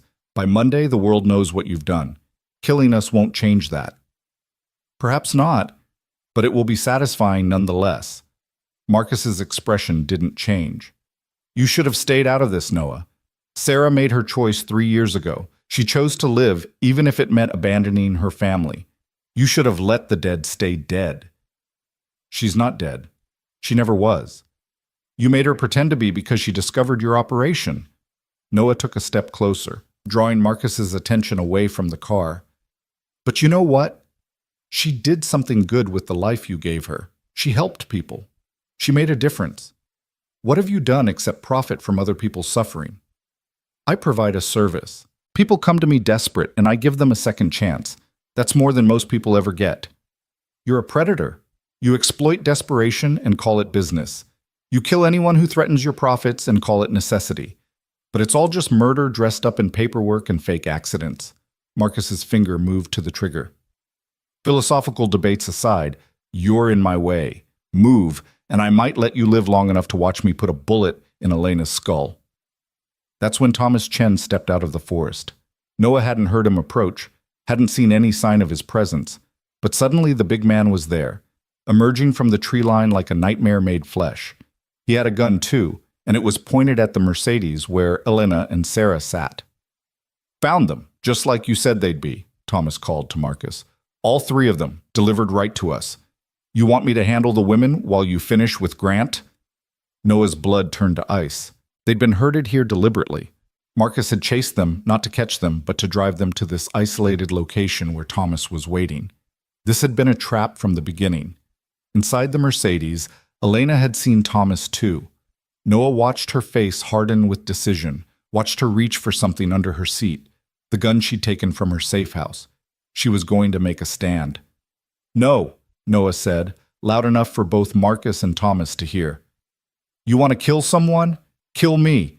Let them go. Let Sarah take Elena and leave, and you can do whatever you want to me. I won't fight back, won't run. Just let them go." Marcus actually laughed. "Noble! Stupid, but noble. Unfortunately, I can't take that deal. Sarah knows too much. Elena has documented too much. You've seen too much. All three of you die here today, and the story is a tragic hiking accident. Car went off the road, 3 bodies found in the wreckage. Clean, simple, untraceable to me." "Except Elena uploaded all her evidence to the cloud before we got here," Noah said. "Her editor has instructions to publish if she doesn't check in. Killing her just guarantees the story goes public faster." Marcus's expression finally shifted, a flicker of uncertainty crossing his face. "You're bluffing." "I'm not. But you know what? Even if I was, even if there was no evidence stored anywhere, even if you could make us all disappear without a trace, it wouldn't matter. Because the truth has a way of coming out. Maybe not today. Maybe not tomorrow. But eventually. And when it does, everything you've built comes crashing down." For a long moment, the mountain was silent except for the wind in the trees and the distant cry of a hawk. Marcus and Noah stared at each other across 10 feet of empty space, and Noah could see the calculation happening behind the man's eyes. The weighing of risks and rewards, the assessment of options, the cold math of survival. Then Elena opened the car door and stepped out, her gun raised and steady despite her injured arms. "He's telling the truth, Marcus, about the evidence, about the publication timeline, all of it. You're done. The only question now is whether you die here trying to kill us, or you surrender and take your chances with the legal system." "I'm not going to prison," Marcus said flatly. "Then I guess we're doing this the hard way." What happened next seemed to unfold in slow motion and at lightning speed simultaneously. Thomas swung his gun toward Elena. Marcus raised his weapon toward Noah. Elena fired first, her shot catching Thomas in the shoulder and spinning him around. Thomas returned fire, his bullet shattering the Mercedes' windshield. Noah dove toward Marcus, tackling the man before he could get a shot off. They hit the ground hard, Marcus's gun skittering away across the pavement. The older man was stronger than he looked, twisting beneath Noah, trying to reach his weapon. Noah grabbed his wrist, remembering years of hand-to-hand training from his paramedic days, using body weight and leverage to keep Marcus pinned. Behind them, Elena and Thomas were exchanging fire, both taking cover behind their respective vehicles. Sarah had climbed into the driver's seat of the Mercedes and was trying to start it despite the shattered windshield and Noah's absence from the passenger seat. The engine roared to life. Marcus's elbow caught Noah in the ribs, driving the air from his lungs. Noah's grip loosened, and Marcus broke free, scrambling toward his gun. Noah lunged after him, his bandaged hands grabbing Marcus's ankle, pulling him back. They wrestled across the cold pavement, trading positions, neither able to gain a decisive advantage. Then Sarah was there, having abandoned the car, and she was holding a rock the size of a baseball. She brought it down on the back of Marcus's head with all the force of 3 years of fear and rage and survival. The man went limp. Noah rolled away, gasping, his ribs screaming, "Is he unconscious? Maybe worse. I don't care." Sarah's hands were shaking, but her voice was steel. "Elena needs help." They looked toward where Elena and Thomas were still exchanging fire, both wounded now, both running on adrenaline and determination. Thomas had taken cover behind a large boulder at the edge of the parking lot. Elena was crouched behind Marcus's sedan, trying to reload with trembling, burned hands. Noah made a decision. He grabbed Marcus's gun from where it had fallen and ran toward Thomas's position. He wasn't a soldier, wasn't trained for combat, but he'd spent 7 years running toward danger instead of away from it. Some instincts never died. "Thomas Chen!" he shouted. "Drop your weapon. It's over." Thomas turned, saw Noah approaching with a gun, and made his own calculation. He was injured, outnumbered, his boss unconscious or dead. The smart play was surrender. But Thomas Chen hadn't built a reputation on making smart plays. He raised his gun. Noah fired first. The shot went wild, missing Thomas entirely but close enough to make him flinch. Elena used the distraction to move from cover, her own gun trained on Thomas from a different angle.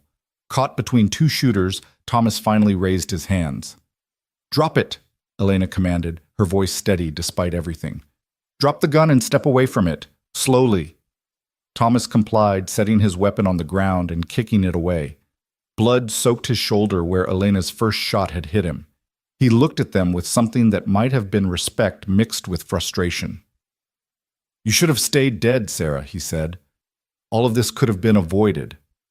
"I was never dead," Sarah replied, walking up to stand beside Noah. "Just buried alive. There's a difference." Elena kept her gun trained on Thomas, while Noah moved to check on Marcus. The man was breathing but unconscious, blood matting his silver hair where Sarah had struck him. Noah's paramedic training kicked in automatically, checking for signs of skull fracture or concussion, even though part of him wanted to let Marcus lie there and suffer. "He'll live," Noah announced. "He needs medical attention, but he'll live to stand trial." The adrenaline was starting to wear off, leaving Noah shaking and exhausted. His hands throbbed where the bandages had torn open. His ribs ached from Marcus's elbow. Every part of him hurt. But standing there in the parking lot at Hurricane Ridge, with Sarah alive beside him and Marcus Voss finally defeated, Noah felt something he hadn't felt in 3 years. Hope. "Now what?" Sarah asked, and her voice was small, uncertain. "What happens now?" "Now we call the police," Elena said, pulling out her phone. "The real police, the ones not on Marcus's payroll. We hand over Marcus and Thomas, along with all the evidence I've gathered. We tell them everything, and we let the legal system do what it's supposed to do." "And then?"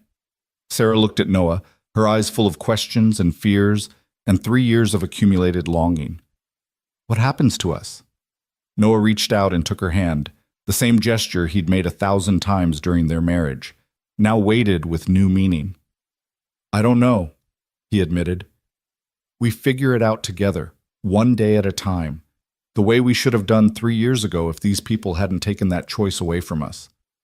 Sarah's tears came then, 3 years worth breaking free all at once. She collapsed against Noah, and he held her while she sobbed, held her the way he'd wanted to hold her at the funeral, held her like he'd never let go again. Elena was on the phone with the police, giving their location, explaining in calm, professional terms that they'd apprehended 2 suspects in connection with a criminal organization, that there had been shots fired but everyone was stable, that they needed officers and ambulances and probably the FBI given the scope of what they'd uncovered. The sun was setting behind the mountains, painting the sky in shades of orange and purple. Somewhere far away, Noah's daughter was probably finishing dinner, probably asking Mrs. Chen again when Daddy was coming home. Soon, Noah thought. He'd be home soon, and this time, maybe, he'd be bringing someone with him. Sarah pulled back slightly, wiping at her eyes. "Lily," she said. "I want to see Lily. I know I don't have the right. I know she probably doesn't even remember me, but she remembers," Noah said gently. "Not everything, but enough. And she asks about you. Questions I've never known how to answer because I thought you were gone forever." He brushed a strand of hair from Sarah's face, the gesture achingly familiar. "We'll figure it out, together, as a family, whatever that looks like now." The sound of sirens echoed up from the valley below. Help was coming, bringing with it all the complications and consequences Noah knew were waiting. Legal battles, media attention, the slow, painful process of rebuilding a life that had been shattered 3 years ago. But standing there with Sarah's hand in his, watching Elena end the call and smile with weary triumph, seeing Marcus Voss's unconscious form and knowing the man would finally face justice, Noah thought maybe, just maybe, they had a chance. The family that had been torn apart by lies might find a way to be whole again through truth. It wouldn't be easy. It wouldn't be the simple, happy ending he'd imagined during the long, lonely nights after Sarah's supposed death, but it would be real. And after 3 years of living with ghosts and lies and impossible grief, real was enough. Real was everything. The first police car crested the hill, lights flashing in the gathering dusk, and Noah squeezed Sarah's hand and prepared to tell the truth at last. The first officer out of the patrol car was a woman in her 40s with sharp eyes and a hand resting on her service weapon. She took in the scene with professional efficiency. 2 wounded men on the ground, 3 people standing over them, weapons visible, the shattered windshield of an expensive Mercedes, and the general air of violence recently concluded. "Everyone put your hands where I can see them," she commanded, her voice brooking no argument. "Weapons on the ground, slowly." Elena complied immediately, setting her gun down and raising her hands. Noah did the same with Marcus's weapon, though his movements were stiff and awkward from exhaustion and injury. Sarah raised empty hands, her face pale but composed. "I'm Elena Marlowe," Elena said, her voice steady. "I'm the one who called this in. These 2 men," she gestured to Marcus,